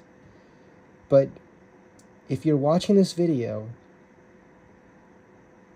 I would say give yourself a chance to learn something new. See and reflect on what you hear John saying. Take notes, share your thoughts, make videos. If what I'll call sensitive, if you're very sensitive, but you want to share, you feel excited, but you don't want the bullies to attack you, if people are being bullies, you could turn the comments off. You can also turn the ratings off where it's thumbs up and thumbs down. You could turn that off too. You could turn everything off and just have your video up there where you're sharing your inspiration. And that can be kind of a record for yourself to look back on and see what you have done in the past. I often watch my videos when things I've forgotten about, and I can watch them again. It's like a record of things in the past. It's not only helpful to others if they're interested in that, but also helpful to myself. Let's all work together to help build the bridges of understanding. Here. Because no longer are you adding any energy or subtracting any energy from the system. The vacuum puts this in. And you're free to take this energy across this node. Now, a lot of people, say, oh, they have all, someone can say, I have all these degrees, and I worked at NASA and JPL my whole life, and the vacuum doesn't have any energy in it. There's just nothing there. And when I looked into that, it looked like what was being said was maybe like how much energy is measured in a, through a certain kind of experimentation. But here's what I would say.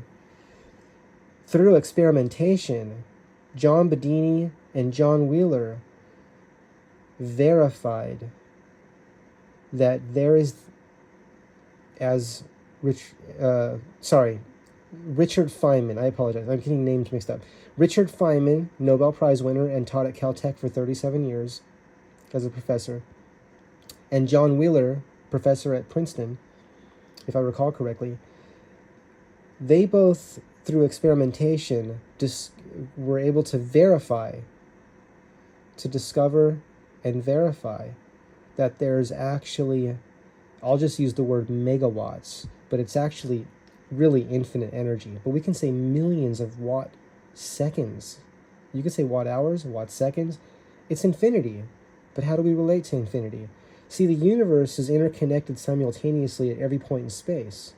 So even if we went to the furthest reaches of space, that furthest reach of space and this space right here between my fingers are instantaneously connected. So that kind of changes the idea of how do we travel, right? Do we have to travel through space, or can we just, if we're already here and there and everywhere at the same time, then what is space travel, right? It's an interesting idea. Now, the future is going to continue to come no matter what we think. So we get to choose how we'd like to participate in creating our own experiences in the life that we live, okay? Or are you just going to say, I'm happy with the way things are right now. Thank you very much. I don't want to have any new thoughts about any of this stuff. I'm comfortable thinking that there's just no energy there, and that's it. I don't know. That just is not exciting to me. Now, if we lived in a world that didn't have infinite possibilities, where giving up was a requirement, and, I don't know. I can't even relate my mind cannot relate to anything except the reality of what I understand to be existence, which is infinite possibilities, infinite potential, infinite energy at infinite points in space. Never, never, never give up. I mean, I don't know what else to say. Shall we proceed? Let's proceed. Right here. So here's the node. Here's the monopole motor. It's connected up with just one coil. So no matter how many coils you put in this system here, you're just going to collect the energy across the one node. These are meaningless then. So we don't even need to put them in there. Now,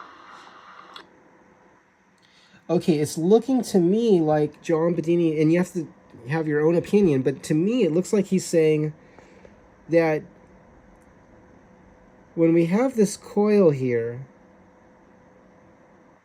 that we're collecting the energy from, right, and going into this full wave bridge rectifier and then going out and charging a battery, adding more coils like this, right, would not do anything, if we want to, right? But he is saying, what he's going to say right now is we can put another coil, put some more energy.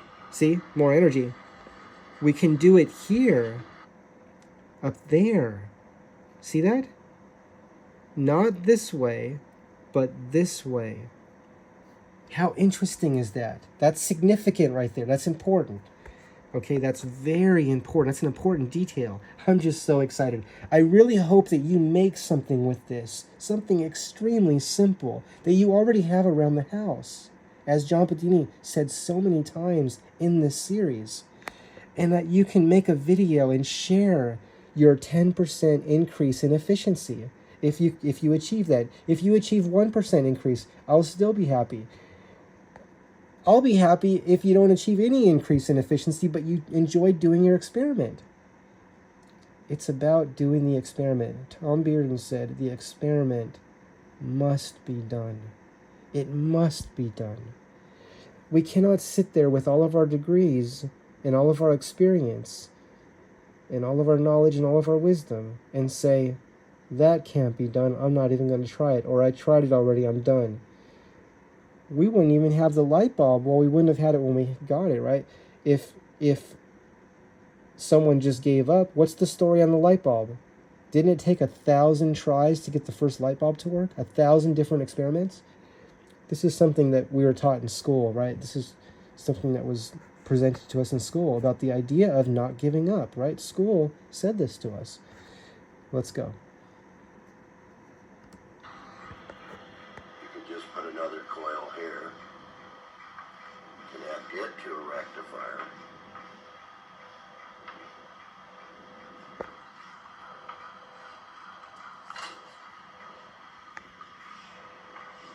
Let's say charge a capacitor.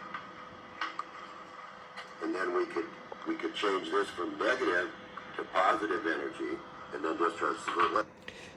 Look what John Bedini just said.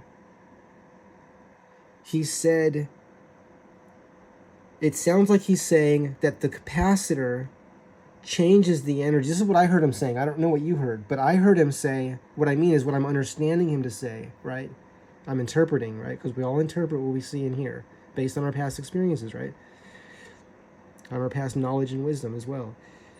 By having the capacitor there changes the energy from negative to positive, which makes me think we could still charge a battery without a capacitor, but what would be the difference, right? And my understanding is, my feeling is, I would like to charge with positive energy, so I'm going to use a capacitor in there. If we charge it with negative energy, I think there's a lot of things that can happen. One of the things I read was, if we charge with negative energy, if the battery sits, the voltage may drop real low, and it's important, if using negative energy, it's important to keep that battery charged and to keep using it. So it'll have a lot of amazing qualities, but it has to be maintained. It has to be used a lot, right? If we use positive energy, that just means the battery's going to be charged in the way, I'll say it this way, in a more efficient way of the way that we already relate to charging. And if I were to completely guess, and I'll call it an educated guess just from doing lots of reading and study, I would guess that G batteries is probably charging their, when they charge an electric vehicle, imagine charging an electric vehicle that has a range of 600 miles and charging it in 5 minutes. Imagine that. My guess would be, now that's a hypothetical, that's a thought experiment. I'm not saying they did that exact experience. What I do know is they've charged electric vehicles in 5 to 10 minutes with less battery degradation than our slow charging or fast charging, right? So their charging cycles, the way they're charging batteries is outstanding. And I spoke with someone that knows a lot about interpreting patents, and they read the patents on G batteries because they're available. You can go look up G batteries patents easily online. And I asked them if they can tell me what they see. What do they visualize when they read the patents? What they said was, imagine, like for example, imagine an electric car that has all the cells in it, the individual cells, whatever those are, right? They could be 18650s, they could be 21700s, or they could be some kind of flat, cells like the Zero motorcycle, the 2016 Zero SR has pouches, I think they're called. It's like these big square, and I think they have like a gel inside there, right? And that battery, imagine each of those little cells in there, right? There's a lot of them. And I think I read that the Tesla cars had like some of the first ones, I don't know if they still have this many, but had like thousands and thousands of little cells in there, right? Now, but those cells were bunched up in packs of like maybe 5 or 10 or something cells in each set, like a set, and there's all these sets, but there's still many, many, many sets. So, but imagine a cell, each little cell, right? I'm just going to make this very simple right now. Imagine we have, let's say we have like 200 cells, right? Now, the way that the gentleman was reading the patent to me and interpreting it, he said that it sounded to him like they were charging each cell individually, right? And each cell was monitored for temperature and resistance, and that the AI program, artificial intelligence program, which was adaptive, would charge in pulses, and imagine like several 100,000 volt pulses, right? Because Thomas Bearden said you can charge with negative energy, he called it, which my understanding is negative energy is just a really strong pulse. When you pulse, you have negative energy. That's my understanding. I could be wrong, but double check that for yourself. What did John Bedini call this? Did he call this negative energy up here? And then it's normal, regular energy on this side? I don't remember what words he used. But, so imagine charging, I'm not saying G batteries gave us a number, but in my imagination, I imagine several 100,000 volts of a pulse, not continuous power, right? So there's pulses. Now, a lot of people, if you just go on the internet and say, oh, can you charge with pulses? Does it work? And people will just say, no, you can't. And they'll give you all these reasons why it can't work. But here's what I've learned. My research and study has indicated that when you pulse something, a current meter will not read that current. It won't read a current reading, right? Because it's just a pulse. It doesn't have time to read any current.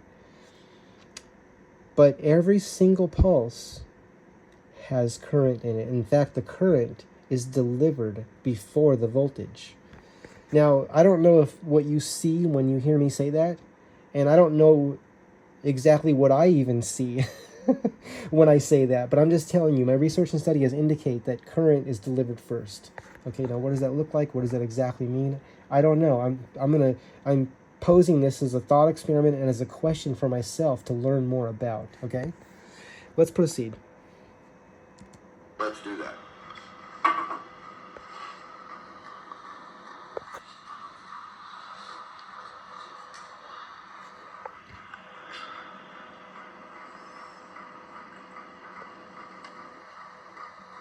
Once again, we're asking the motor to generate them. We're asking to charge that battery. Now we've changed the total output of the negative energy. You can see it here. Okay, now what did you do here again? We just added a coil, That you, like we drew on the board there. Now we're going to rectify that coil and charge a condenser with that coil. A smaller condenser because we're at a higher frequency here. Okay, so just to help you understand how little I know, when John Bedini just said we're going to charge a condenser, I don't actually know what he means by that, because even though I've studied books on electronics, I'm not retaining understanding of what, like a condenser. I know I've read about that hundreds of times. Why am I not retaining it? I don't know. I don't have an answer for that. Now, again, there's other things I can read, or even it seems like I already know before I've even read it. Or I read it and I just get it right away. It's really interesting. We all have strengths and we need each other, right? We need each other to help one another understand and share what we see. Let's see what this condenser is. Let's see what he's talking about.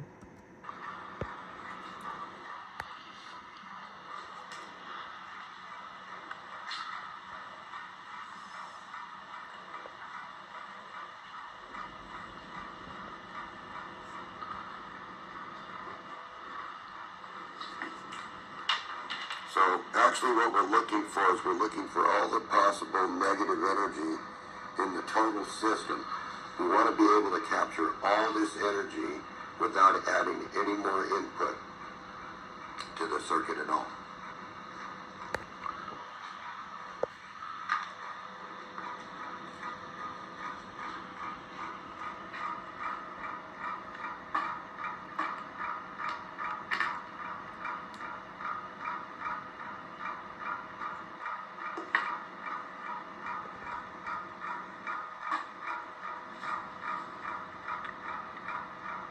Now this is actually taking the energy from...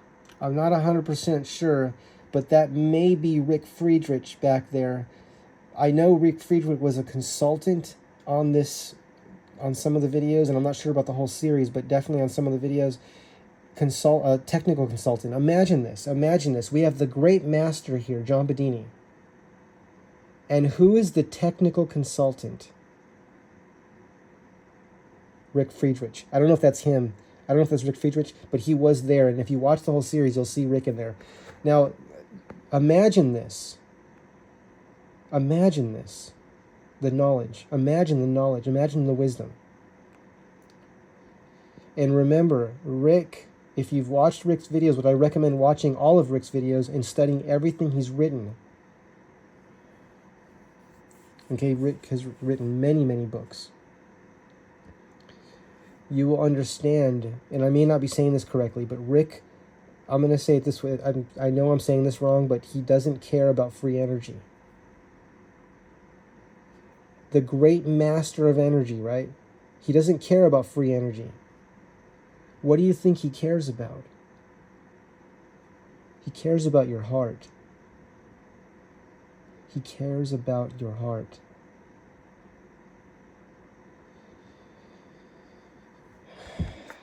Are you ready? Let's go. Now again, free energy just means efficient energy research to me. That's what it means, right? It's not, because we know it's not free, right? You know, some people get mad about, why do you use that word? It's not free. Okay, yeah, solar panels, that's free energy, but they cost a lot of money. But look, everyone I know that has solar, and I know a lot of people that will not get solar. It's really interesting, right? But everyone that has solar, that lives in the same areas that the people that won't get it, but the people that have it, their bill is in half the bill.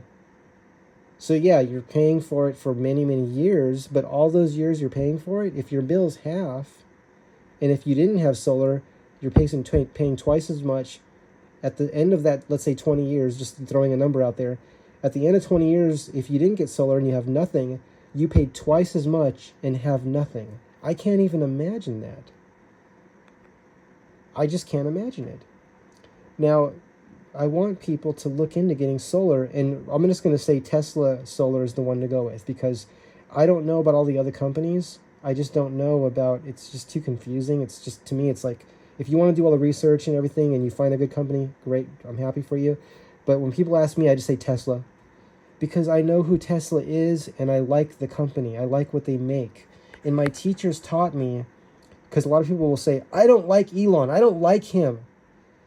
And my teachers taught me a long time ago. I'm going to refer to Elon as an artist, right? To me, he's a scientist and an artist. He's a creator. So, I'm not saying that I dislike or like Elon. I like what he makes. I don't see any reason to not like him. I don't know everything about him. I don't know the person, right? I don't decide if I like someone or not without even knowing them. So I like what he makes, but I want to say this for people that I mean, I think he's a very interesting person, very intelligent, and I'll go so far to say I like him. I haven't met him, but I like him. I'd like to meet him someday, and I like to make things with him. Let's build stuff. I hope that happens. For people that are just kind of stuck on, like, I don't like Elon and I'm not going to get a car because I don't like Elon. That's what it sounds like they're saying. I'm not going to get one of his cars because I don't like him. Or I like the car, but I don't like Elon. My teachers taught me you can like what someone makes, their creations, and not like the person. That's okay. And it's common. It happens. Someone can love someone's artwork and not like the artist at all. Or you can like what someone creates and makes, but not like the person. This happens. Okay? And I just want to tell people, and I'm doing it now, it's okay if you don't like Elon for some reason, even though you never met him, right? Because all these people that say this never met him. They just read something, right? I never do that. I get to know the person myself. That's what I want to do. That's how I am. I was taught that way, okay? You get to know someone. Get to know them. That takes a lifetime, too. So, give yourself a chance to learn something new. I'm not telling you to be taken advantage of. I'm not telling you to give your money away. Someone recently, there was a class on Facebook. There was a free energy class. This gentleman was teaching free energy. Now, he may very well have known how to make this free energy device that he was offering. But he said, send me some money. And I'm just like, I can't believe that someone, knowing how many people take advantage of people in the world, knowing that awareness, right, that someone would even say that. I mean, to me, what makes more sense is, let's say like this. Let's say someone wants to teach people things and they want to make money off it. They say, I'm going to teach you how to light a 1-watt light bulb circuit where it keeps running or something like that, where you can keep switching the batteries back and forth and it keeps it going. And if you like what you see, then you can take my class, right? And that costs a certain amount of money, right? That makes more sense to me. Or like Tom Palladino with the scalar light technologies, right? The scalar light research. 15-day free trial. See, that makes sense to me. That makes sense to me. And I want inventors and teachers, because I'm going to refer to this gentleman that wanted to teach me in his class as a teacher. That's what he is. But it's important to understand that when you just ask people for money, it's like let's say someone gets lucky and has a good experience with this. Like, for example, they run into this person and he's really giving you something for the money, right? If this particular person is giving you a real class and you learn how to do it. But the thing is, they might turn around the next day and meet someone else online that says, hey, I'm going to teach you this and give me some money.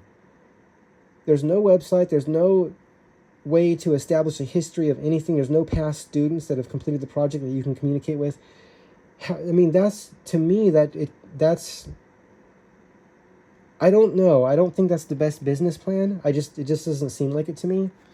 And I also think that, like, teaching free energy is I mean, I don't know if it's the best business to be in, because how do you teach free energy? I mean, how do you teach efficient energy? How do you do it? Rick Friedrich has gone around the world lecturing at colleges and schools, right? Throughout the world.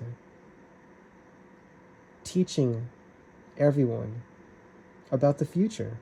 Isn't that wonderful? Let's proceed here. From this node across this coil, the node's going to appear here.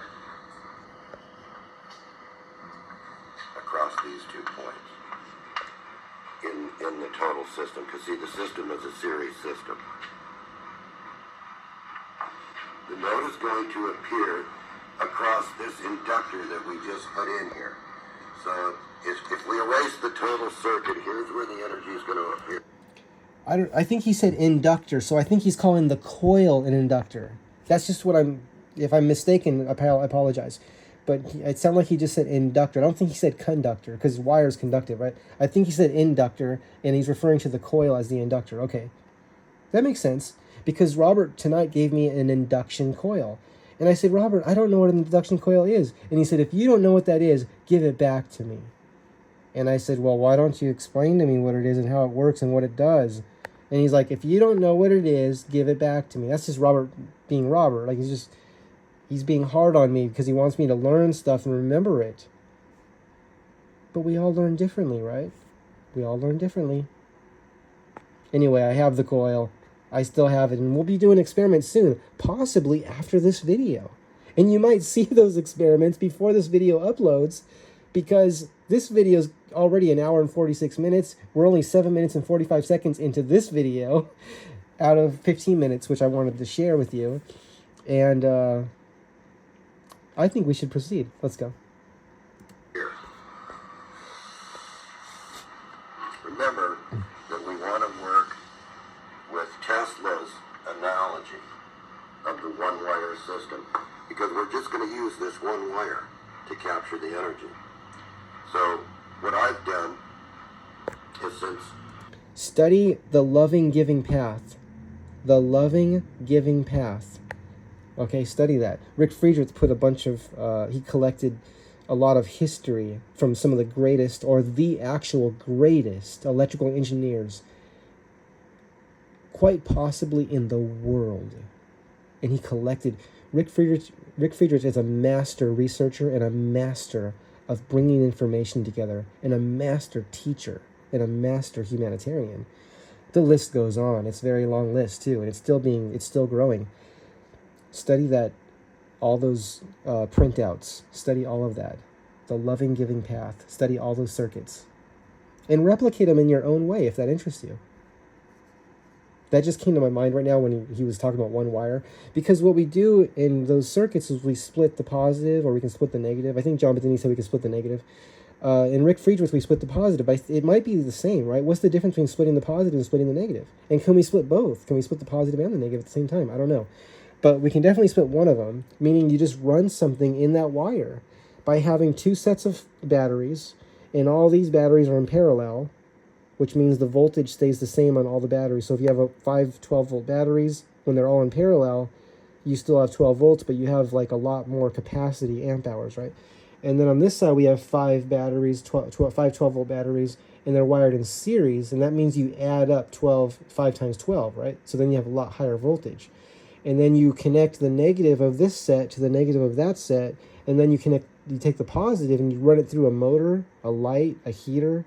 Rick Friedrich talked about how he ran a little heater for a while to keep his room warm. It was like a 200, I think it was a 200 or 300 watt heater, and he ran that one wire through the heater, and it worked. And then he just kept switching the batteries back and forth. But what you have to do is you have to change this set. So this set's in series and this set's in parallel. And then once this is drained, you then wire these in parallel and these in series. And then you do the same thing. The negative's still connected from one set to the other, and the positive runs through your light bulb, your heater, or whatever you can imagine. And people have said they've connected all kinds of different things in there. And I wish I could think of some more things. I'd like to see more videos on this. And please do share what you run between your 2 sets of batteries in your loving giving path circuit. Here we go. So when I saw one wire and he said it again, I thought of that. Even though it may be different, but it seems like everything's somehow related in some way. It just seems that way to me. the motor is oscillating with this impulse. I do want to say I'm really glad that my phone is a 1 terabyte, because before having the 1 terabyte phone, I was always running out of memory. And I want to say to Apple, please give us faster charging phones that can charge in 5 minutes. The technology's out there, right? Actually, I might look into just who else might sell a faster charging battery for the phone. Maybe someone can do that. But it would be nice if Apple did it and offered that to us. Imagine charging your battery in a minute or 5 minutes and it didn't get hot, right? That can be done. I'm going to do some experiments with that. I'm going to do some experiments fast charging my battery in different ways in my cell phone. Actually, that's how G batteries started. I apologize for raising my voice, but I'm excited right now. G batteries are the father and son, electrical engineers, in their basement, experimenting with charging a cell phone battery in as many different ways as they could imagine. And it had nothing to do with fast charging a battery. They just wanted to try charging a battery in a different way. And look where they are today, 15 years later from when they were in their garage. They have government funding, they've won awards, they've been interviewed throughout the world, their company's big, and not one person there knows why their technology is not being used in everything in the world right now. And I said, would public demand, if the public demanded that technology, first of all, that would require the public being aware of it, right? Well, the public is aware of it, but they don't know how it works. So the public would have to know that it does work. And what does it take to get that? Because what does it take to get the public to demand something? Because that was the only thing that everyone agrees would get that technology out today. It's already being worked on with companies throughout the world, right? Companies are working with G batteries, but there's nothing out to the public yet. So there's a requirement of public demand to shift us away from what we're doing today, which is slow charging or what we do is fast charging degrades our batteries, right? And shift us into the G battery technology, which will charge us faster than a gasoline car refuels and doesn't harm the battery the way it does now when you fast charge. So some people go, oh, that's impossible, you can't do it. Well, everything's impossible until it's not, okay? Flight was impossible until it was no longer impossible, meaning we found a way. There's always another way, okay? So I'm excited about experimenting with cell phone batteries as well. In fact, I need to start collecting them so that I can experiment with those little batteries and see how fast I can charge it in different ways. Well, look, I shouldn't have a goal of fast charging it. I'm going to begin like G batteries did. I'm going to see how many different ways I can charge a battery and just see what happens. How about that? That sounds exciting to me. Shall we proceed?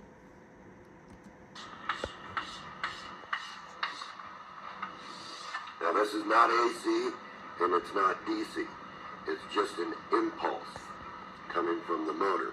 So you could call it a form of DC impulse at a certain frequency rate, which is the motor is putting out a certain frequency here. So what we want to do is create a node on this wire. And then right at the tip of this node, we want to take the energy off this wire because then we don't have to put any more energy in the wire. It's already there. So here's basically what our circuit's going to look like. And we're just going to take the energy from this node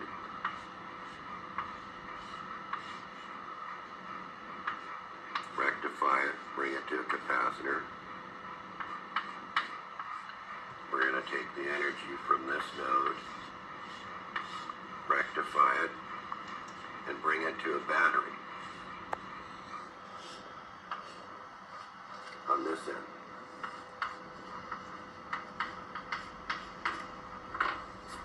So we have a plus, and we have a minus coming off this node, and we have a plus and a minus coming off this node. And we're not going to put any more energy into the system to get the energy out. So we'll measure that here.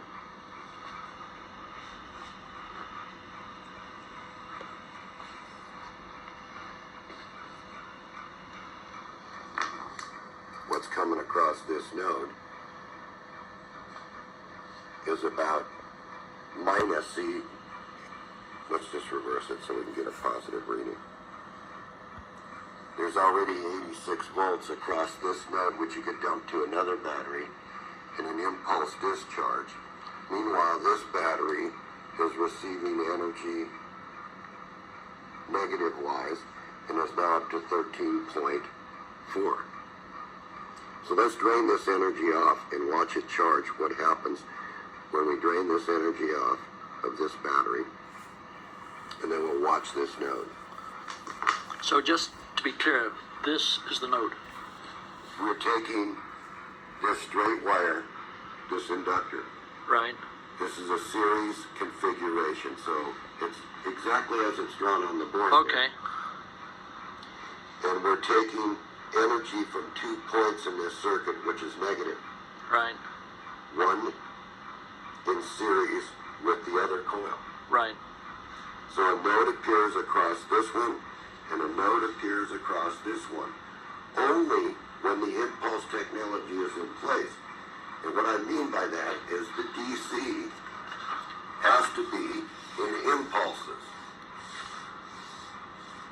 Like this. If there's no impulses, there's no energy. Right. Okay? This is exactly what Tesla's talking about when he talks about impulse technology. It's been mentioned in a couple of different books. Jerry Vassalatos has mentioned it. Tesla mentions it. Tesla calls it something, he calls it radiant. But you can see it is radiant and negative at the same time. Did you hear what John Bedini just said?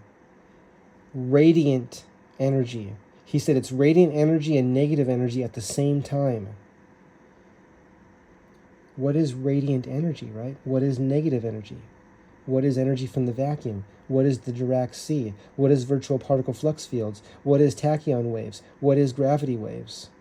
What is infinite possibility? What is there's always another way? What is never, never, never give up? What is worldwide solution-oriented collaboration? What is everyone's needs getting met, not through fighting, but through understanding and solution-oriented collaboration? And what we want to be able to do is I'm just sharing my thoughts and inspiration, what I think of when I see this. It's so exciting. See how inspiring it is to learn? Imagine that. create an impulse on this wire. I mean, Einstein said imagination is more important than knowledge. Einstein was told that he was a total idiot and stupid and all these bad names. And look how long it took for people to realize that he was absolutely brilliant. Never forget the importance of imagination. And wisdom must include these considerations. It must. That's what wisdom is. I mean, that's how I understand wisdom. Which means the circuit's never steady on. And then what we want to be able to do is the wire will supply the energy at the correct frequency in a node. And that's what you want to take to charge your battery or charge up a capacitor. You want to be able to not only charge the battery while you're running the motor, you want to be able to charge another capacitor bank so that you can dump that to another battery if you need it. And by the way, this is real positive energy when it comes off here and negative when it comes off here. Okay, I'm going to back that up just a little bit. I wanted to look at that a little bit longer. While you're running the motor, you want to be able to charge another capacitor bank so that you can dump that to another battery if you need it. And by the way, this is real positive energy. Okay, so here is a coil in series with this wire, right? With this one wire. So the wire goes into the coil this side, comes out this side, and then we connect to that coil on each side, and that goes into a full wave bridge rectifier, and that full wave bridge rectifier goes into, it looks like that's a capacitor. Yes, 2 lines is a capacitor, right? So that's saying going to a capacitor there. And what's this one? This one, I don't see a capacitor there. So I'm guessing that this is positive energy and this is negative energy, which would mean the capacitor converts the energy into positive energy. So if we want to charge our batteries where it's like less maintenance and just you don't have to worry about the battery, and doesn't matter how much you use it or not, I think positive energy is the way to go. But this is my understanding. Please research this for yourself. When you do negative, there's other things that are great about it, but I think that one of the things is the battery can go bad if it just sits a long time and drains down. It can go bad. It needs to be maintained and used more. But I don't know all the difference between positive and negative, but I just feel that in my experiments, I want to use the positive energy, which is what the batteries are already used to, right? You can condition a battery to take negative energy, but, oh, what just happened? I think did I fast forward it or something? When it comes off here, Yeah, it's okay. negative. When it comes off here. Oh, okay, let me do that again. How many nodes I'm not sure if this is a way of, you can keep positive energy yeah. when it comes off here and negative when it comes off here. Okay, So no matter how many nodes, you could keep at the right rate, you could keep adding these circuits like Tesla did. So this Oh. is the term where Tesla takes the circuit and he shuttles the energy around the circuit. Okay. Because each one of these is going to give him an energy.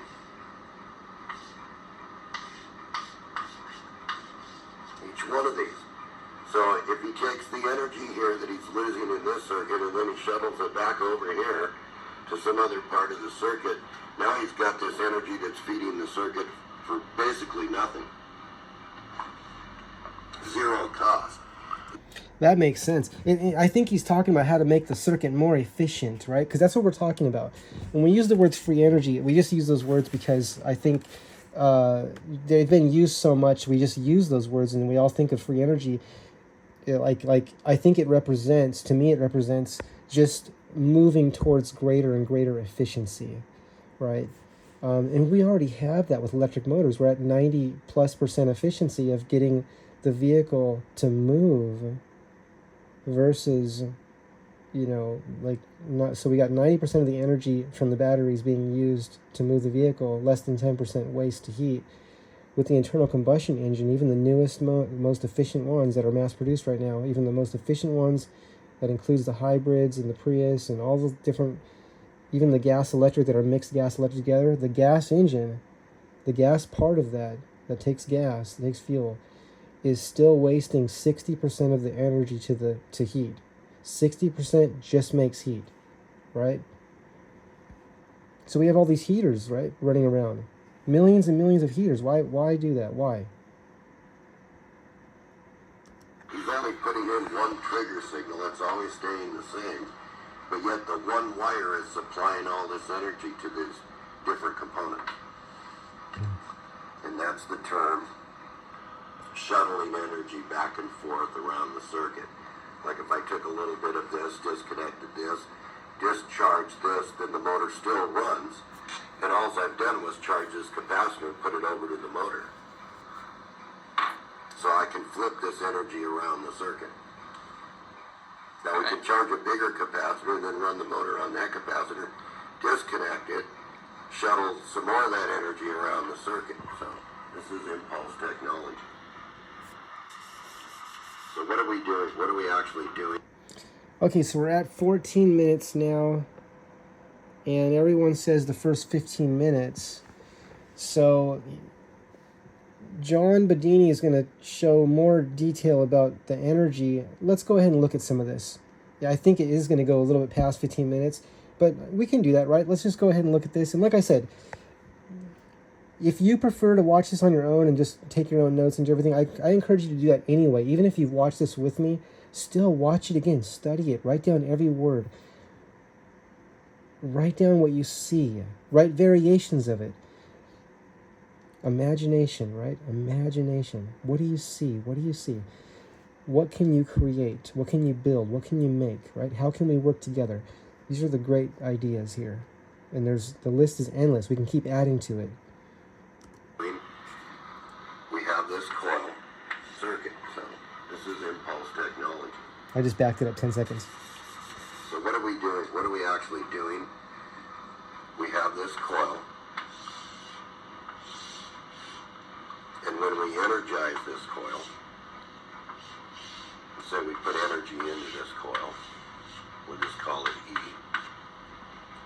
which is potential. We're going to put energy into this coil, and this coil is going to do this. It's going to charge, and it's going to move its magnetic field down just like this. Where this is the... Okay, so I think E represents battery, like it's some kind of energy. It could be battery. So we'll call it a battery for now, right? Let's just call it what he's calling it. He's calling it energy. So energy is going in here, into this coil. And let's see what John's explaining. Let's see what he's explaining to us. This is the South Pole. North Pole, South Pole. It's going to compress it. Okay, so now we actually look at this. So I think when the energy is flowing through this, when it's pulsing, when there's an impulse going through this, I think this is what he's saying. It's compressing. And we're talking about what I think is being explained is that this is in basically like a sea, an ocean of energy, right? Now, it's hard to imagine that air is ocean, but what it just really means is that space is filled with energy, and it's potential energy until we use it, right? And how can we use it? How can we tap into it? There's actually infinite ways to tap into it. So if you find your own way, that's wonderful. What do you want to do with it, right? How can you charge a battery with that? How fast can you charge a battery with it, right? That's what I'm thinking for myself. Be careful, though. Always wear safety gear.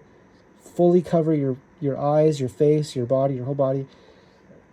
You know, I would recommend not working with batteries and not doing any of this unless you're working with someone that has experience with it and can help make sure you're safe in what you're doing. You know, you have to be safe, and you have to not be tired when you're doing your experiments. You have to be well rested, eat well, have good nutrition, eat healthy, you know, salads, vegetables, fruits, you know, take care of your health, right? Take care of your health, take care of yourself. And you can sleep on your books too. Like, you can write all this stuff down, and I can put this underneath my pillow, and it'll help me learn too. That's been verified as help. People have, it's been tested where people fall asleep on their books. You can put books underneath your pillow or just lay on your books, and somehow the information somehow people become more familiar with the information in there. Isn't that interesting? It's been tested and proven to be a consistent, a documented, consistent experience. Coil, we've compressed this, compress it. Okay, so now if we actually look at this coil, we've compressed this. We're in impulses, so we're compressing this real fast. It's moving down in layers.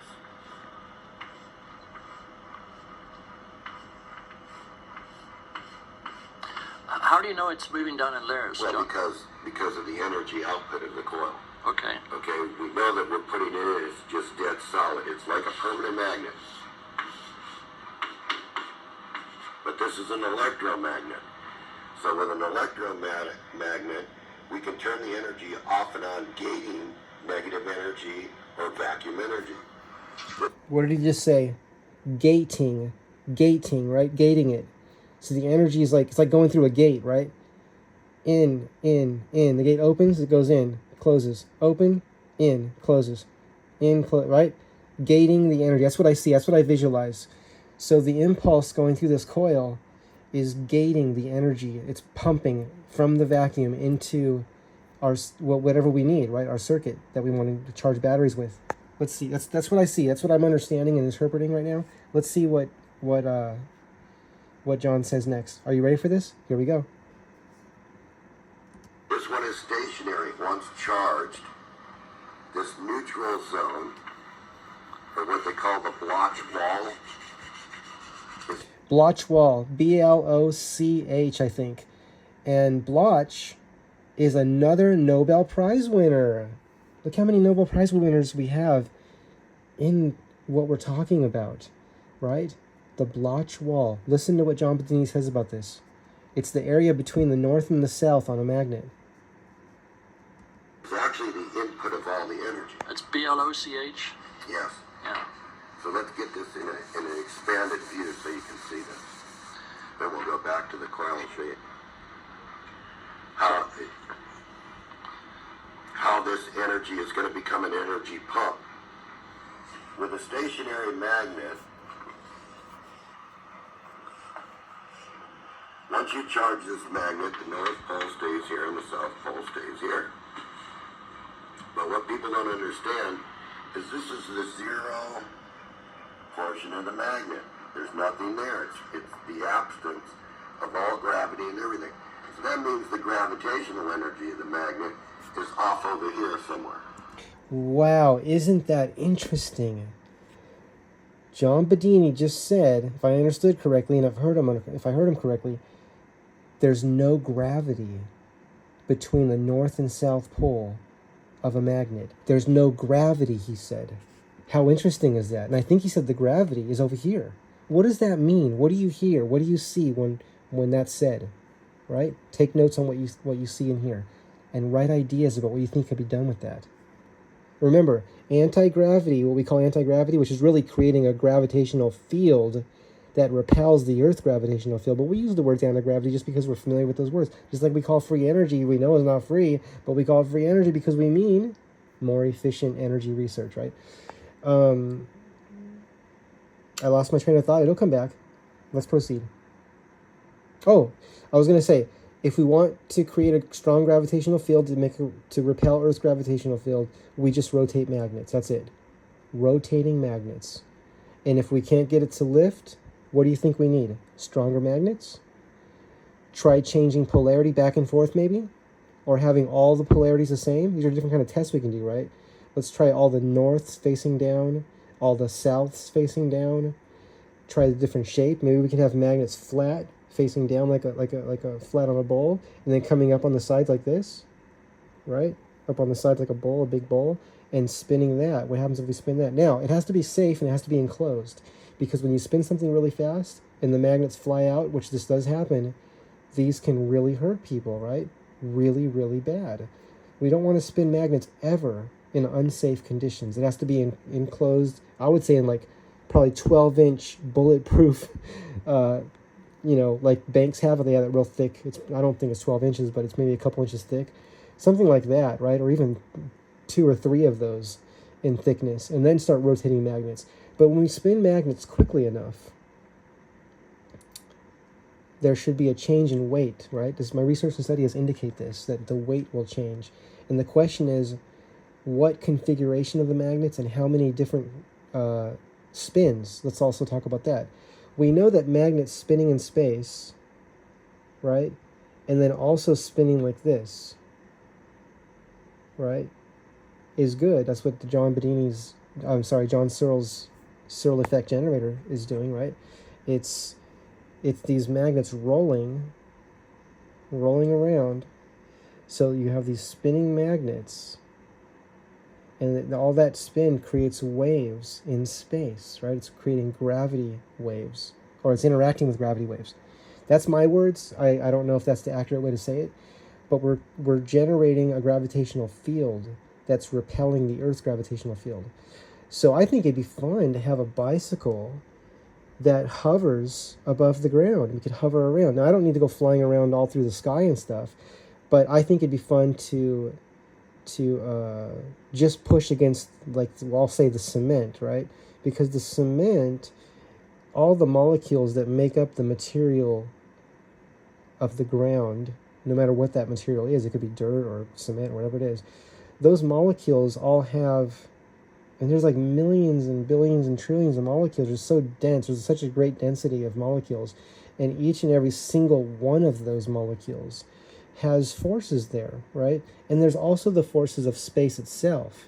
But there's no reason that we cannot push away from just push away from the ground without going too high. We should be able to control it, right? Just go off just a few inches off the ground, and how nice of a ride would that be? We wouldn't have all the bumping and stuff, and when the tree roots... I was just watching a video, Roger EUC. If you look at his most recent upload today, as of today's date, a gentleman who's in the American Ninja series, it's a television series, I think, he was not wearing a helmet.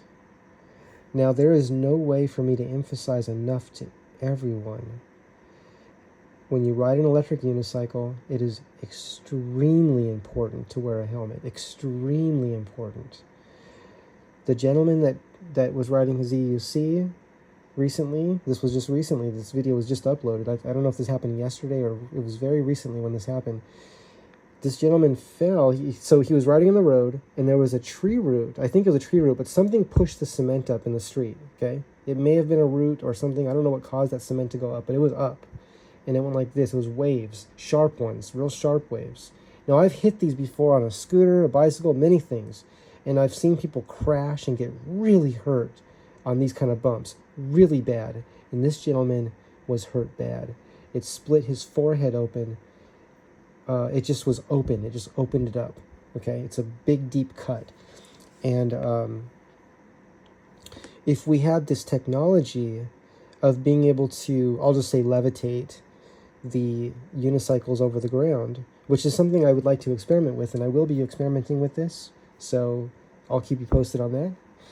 I'm really excited about the idea of not having to interact with the electric unicycle having to ride on the ground, but could be above it just enough to get us away from those road hazards, right? Because there's no way that the cities can keep up with the roads. It just cannot be done. And, you can call and they'll fix the road, as quickly as they can, and they do a great job on that. But there's just so much road damage, and there's so many places that have just been damaged for many, many years. And I don't know if no one's calling it in or what's happening, but, you just never know where there's going to be a road hazard that's there, like kind of like in a way, almost like a permanent one, even though it can be changed, but it's not something that's just sitting on the road. It's actually the road itself, where it could be a hole, a dip in the road, or it can be like a pothole, right, where it's real deep. And there's some real deep ones. I've seen some where I couldn't even see the bottom of it. It just goes like just straight down. And there's others where it goes up, and that's what happened to this gentleman on the EUC that I'm speaking of on Roger EUC YouTube channel. The gentleman was riding, and he was going high speed. I don't know if he was doing like 30 or 40. I don't know what the exact speed, but once hitting those bumps, went down, the forehead got split open. And when I say that, the cut was very, very deep, and it was a big cut. So you can actually see it clearly.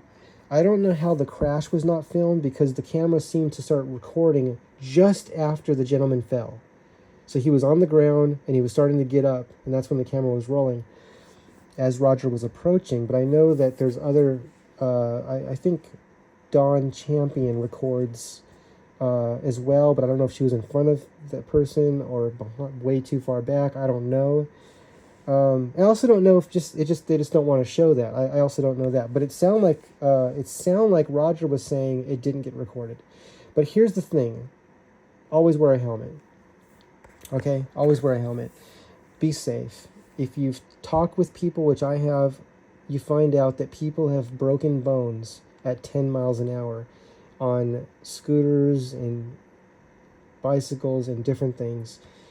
And 10 miles an hour doesn't sound fast, but it's fast enough to break both of your wrist bones, and it's been done many times. I've seen people break their arms, their wrists, and lots of bones from 10 miles per hour. Okay, electric unicycles go, the slow ones go 15. When I say slow, I mean like the entry-level ones can go around 15 to 25, and there's some that go 60 miles an hour, and there's no limit And I'm telling you, they're right now, the ones they're building right now, they're probably several hundred volts, and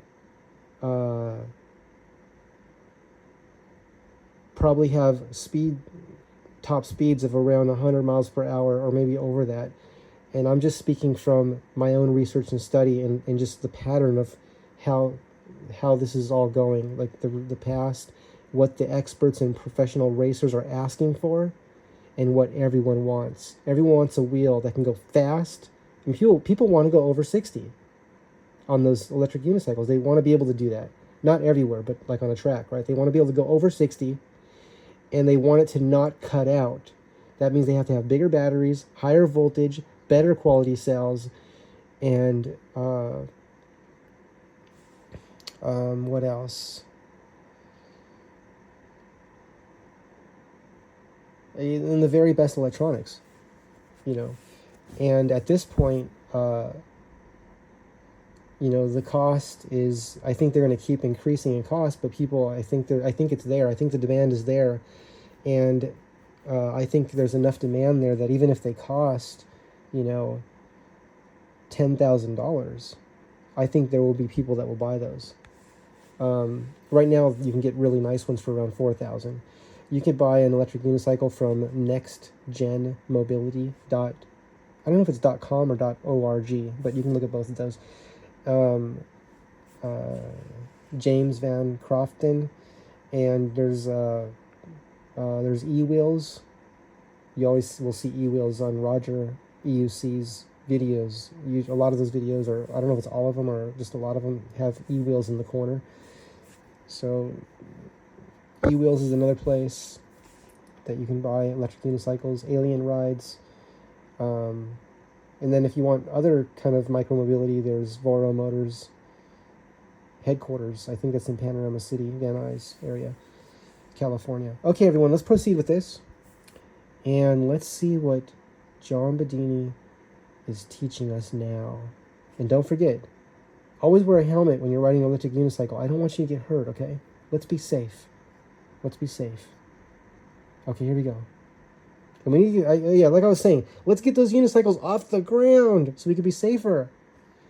From what I've read, my research and studies indicate every time someone invents that, they just sell it, And there can be promises to the seller, oh, we'll get this out to the public, and they could even say that in the contract, and then it's up to the company when we actually get that technology.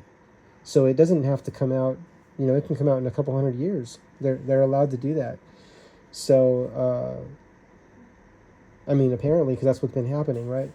But I think if with experimentation and we building our own systems, I think what will happen is if let's say a lot of people are cruising around on their micro-mobility of choice, and they're hovering above the ground and just cruising around, and how they achieve that is shared in their videos, and it's very simple to understand. I think companies will bring that technology out if people are using it. Because I was just telling someone this the other day, that the profound technologies that move us forward, big leaps, come from people's garages. They don't necessarily come from companies. They come from people. But when people just sell the ideas from their garage to companies, they just sell it.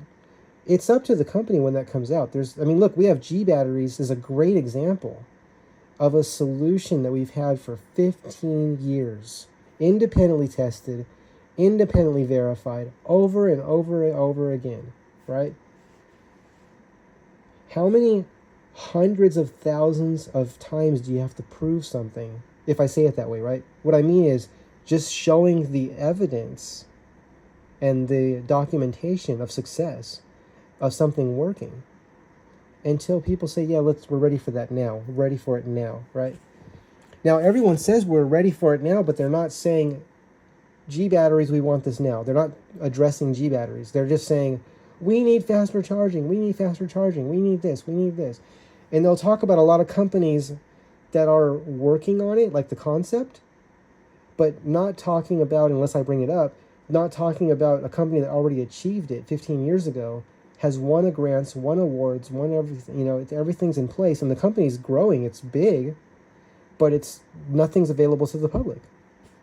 So is everything just private industry? I'll just use the words private industry, like not available to the public, but available to private industry. I don't know. I don't understand that. I mean, I get the idea of someone selling an idea to a company. I'm not talking about G batteries now, but I'm just talking about people that sell their ideas. But if the goal was to really get the technology out there, I think the best way to do that is just to start using the technology, and that gives, and I'll say it this way, that gives companies permission to go, oh well, it's time. People are using this. It's time to bring our product out. I think that's one way that will help, if I say it this way, move things forward in terms of safety. Because I think being off the ground a little bit is a safety feature. It really is. And then we can get into inertia cancellation, inertia dampening, which when you rotate magnets, you can generate inertia cancellation fields, which would, there are two things. One is we could potentially be able to turn at a 90-degree angle. Let's say you're going 40 miles an hour, and imagine turning at a 90-degree angle and not flying off the unicycle, right? Because you have a field around you. Now I'm going to call this thought experiments and things like this. But at first, it would be nice just to have it off the ground. It doesn't have to have all the fancy inertia cancellation and light speed travel and all that. We're just talking about getting this thing off the ground and taking baby steps, one step at a time, right? Okay, everyone. Imagine taking your electric unicycle, though, to a different solar system and a different galaxy and a different universe. Wouldn't that be fun? Because you have your field around it, your gravitational field that protects you, right? So when Jimmy Neutron, if you like Jimmy Neutron, great cartoon, absolutely love every episode. Jimmy Neutron, when he goes into outer space and he's just talking, I think he's talking to Carl, his buddy, and they're breathing in outer space. They don't have any protection on. There's no, it's not enclosed. There's no helmets on or anything. So how are they breathing out there? And in my research and study, I realized that when you generate a gravity field around you, which the Searle effect generator did that, okay? That's my understanding. It actually is like a force field. It's almost like, imagine, a word I'll use is, it creates an atmosphere. I'll just use those words, because that's how the Earth is, right? The Earth, through a gravitational field, right? It has this force field around it, and that's the way I see it, right? That keeps it from, it keeps the, how do I say this?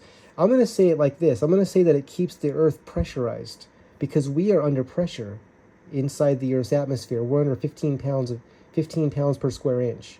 Outer space is 0 pounds per square inch. There's no pressure out there.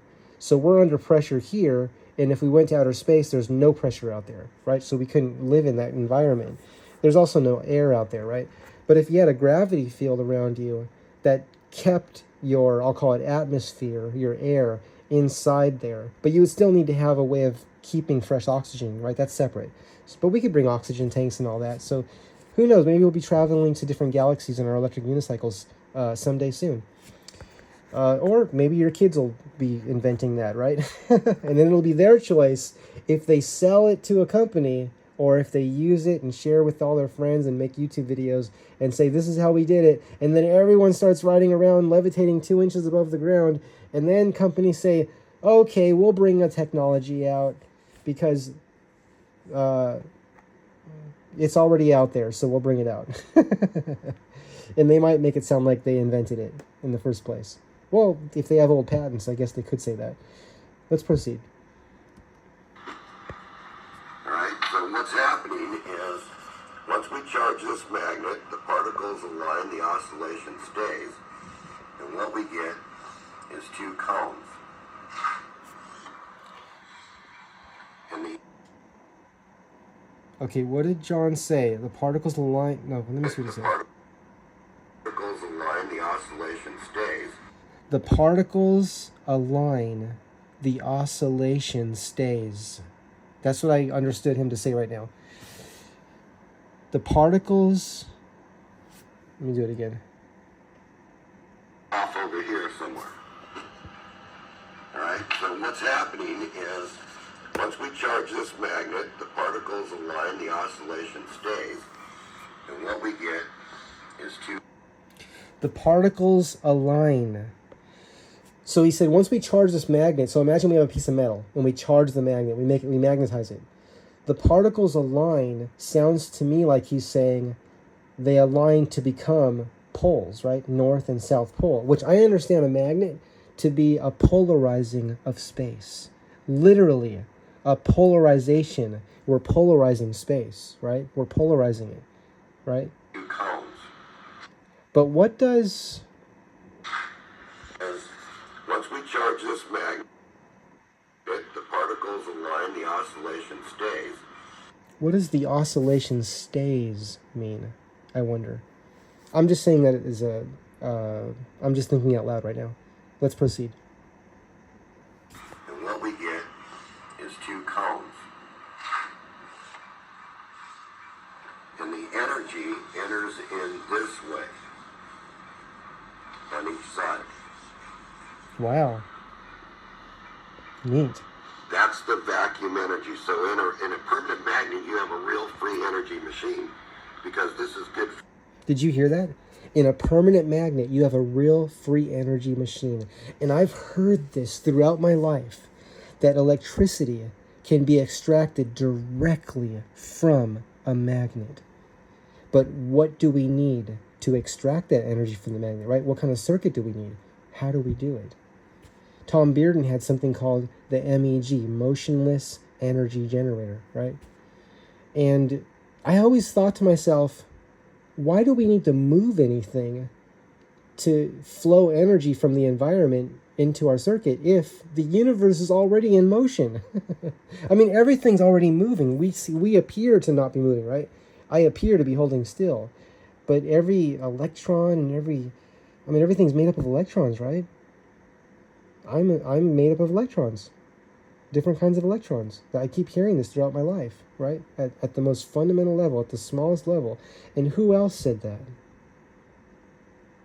The great Paramahamsa Tiwari. The great Paramahamsa Tiwari. Study all of his books. Study everything he's ever said. Study everything he's done. Study all of his designs. That gentleman worked for the nuclear power plant in India. And he made his own version of an N machine, Bruce De Palma's N machine. Bruce De Palma was a MIT graduate and an MIT professor, and also studied at Harvard. And he made what's called the N machine. What was the N machine? The N machine is just spinning magnets in space, spinning magnets, and pulling the energy directly off the magnets just by spinning them. How neat is that? Amazing. There's a website. Bruce De Palma, by the way, was dedicated to documenting everything he ever learned and everything he learned from everyone he spoke with. So everyone that communicated with him was had to be in agreement that he would share everything he learned from them. And Paramahamsa Tiwari is one of those gentlemen. Paramahamsa Tiwari made his own version of the N machine, and I think he changed things and made different... I think he has something called the reactionless generator. You have to look into that to see what he made. But all this information is available, and there's websites on Paramahamsa Tiwari. There's websites on Bruce De Palma, and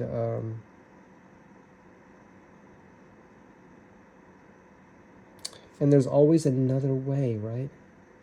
So what's another way of getting energy from a magnet? This is a magnet.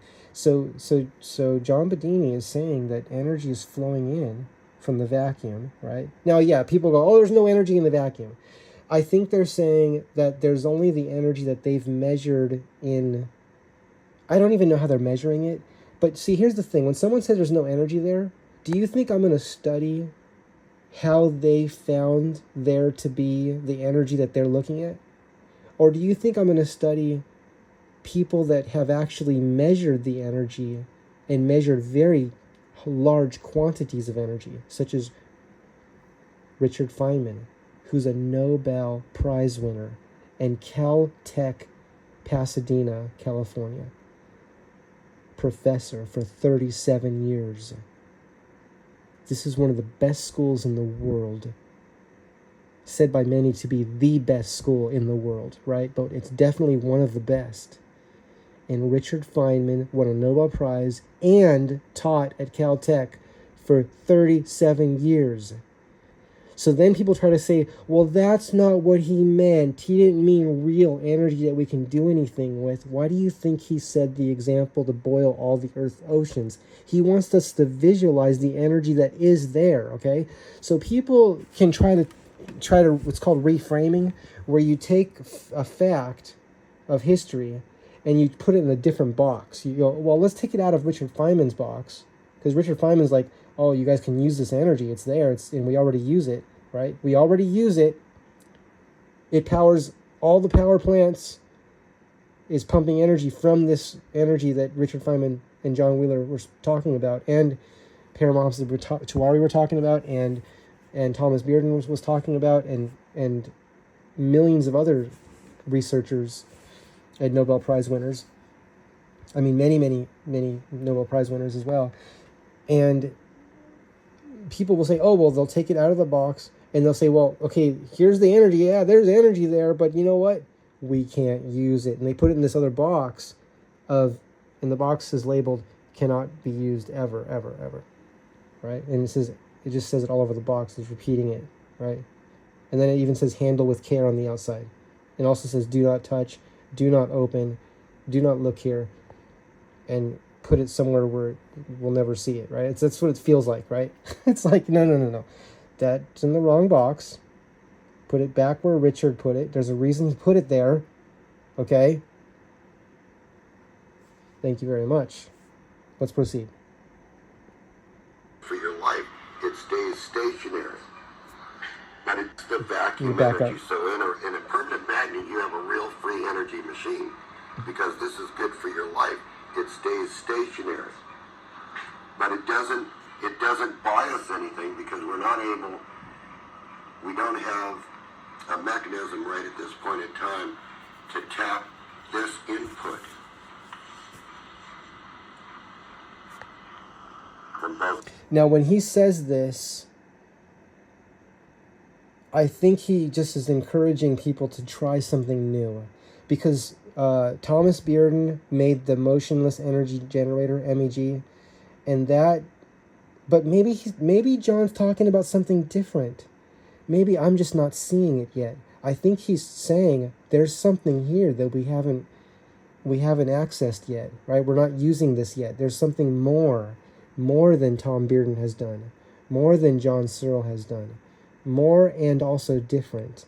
When I say more, I don't mean that what John Searle and Thomas Bearden and all the other people that were, all these other engineers, electrical and mechanical engineers and researchers, theoretical experimentalists and experimental theorists, is one way of I think about it.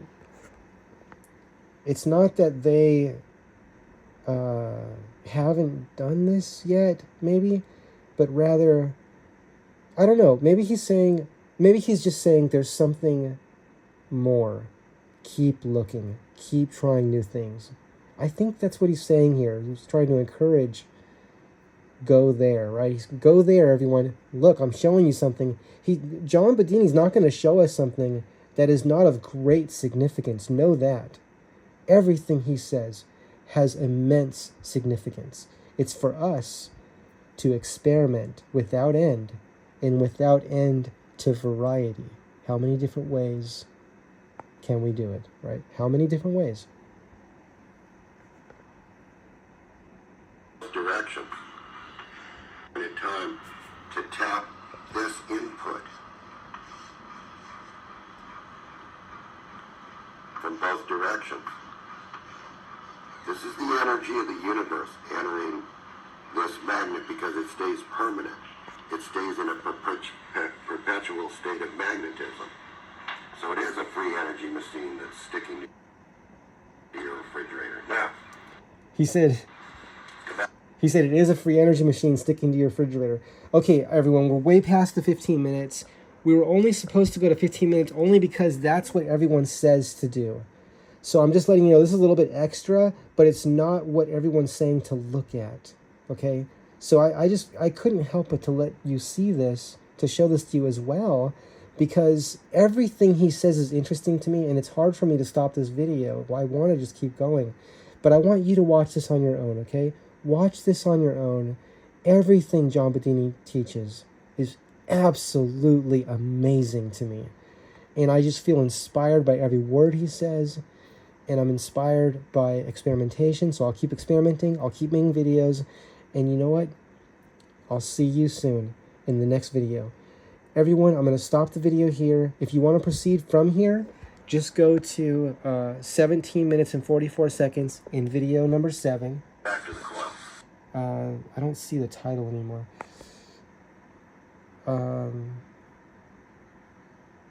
Well, anyway, it's video 7 of Energy from the Vacuum series, okay?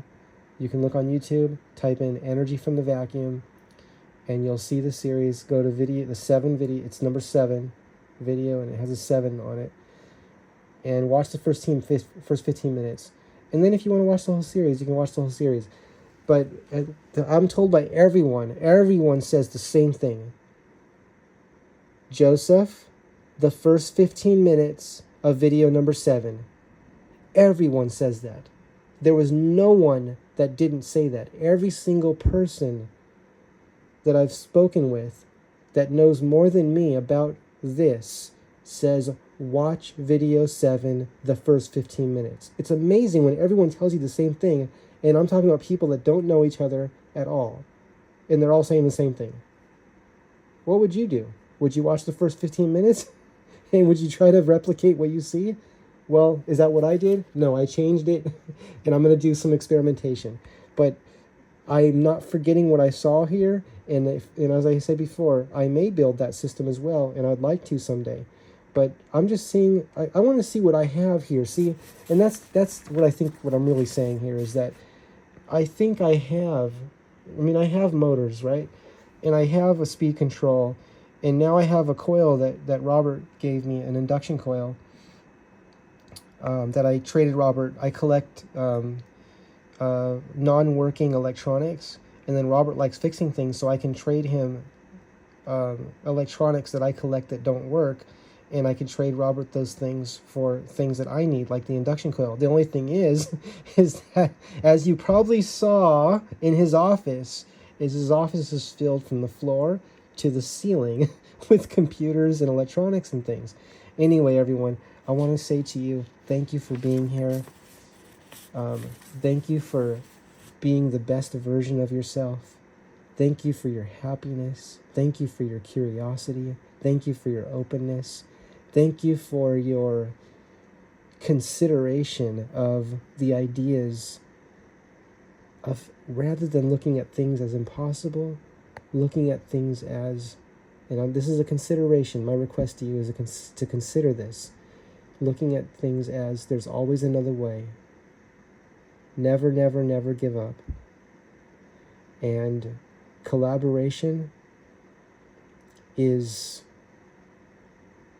good. Collaboration. It's an important word. Okay, everyone, we'll see you in the next video. This video is probably going to take a few days to upload. I'm going to start it right now when I stop recording, but it's just maybe my internet's slow. I don't know. Sometimes it's fast, other times it's slow. I don't know why.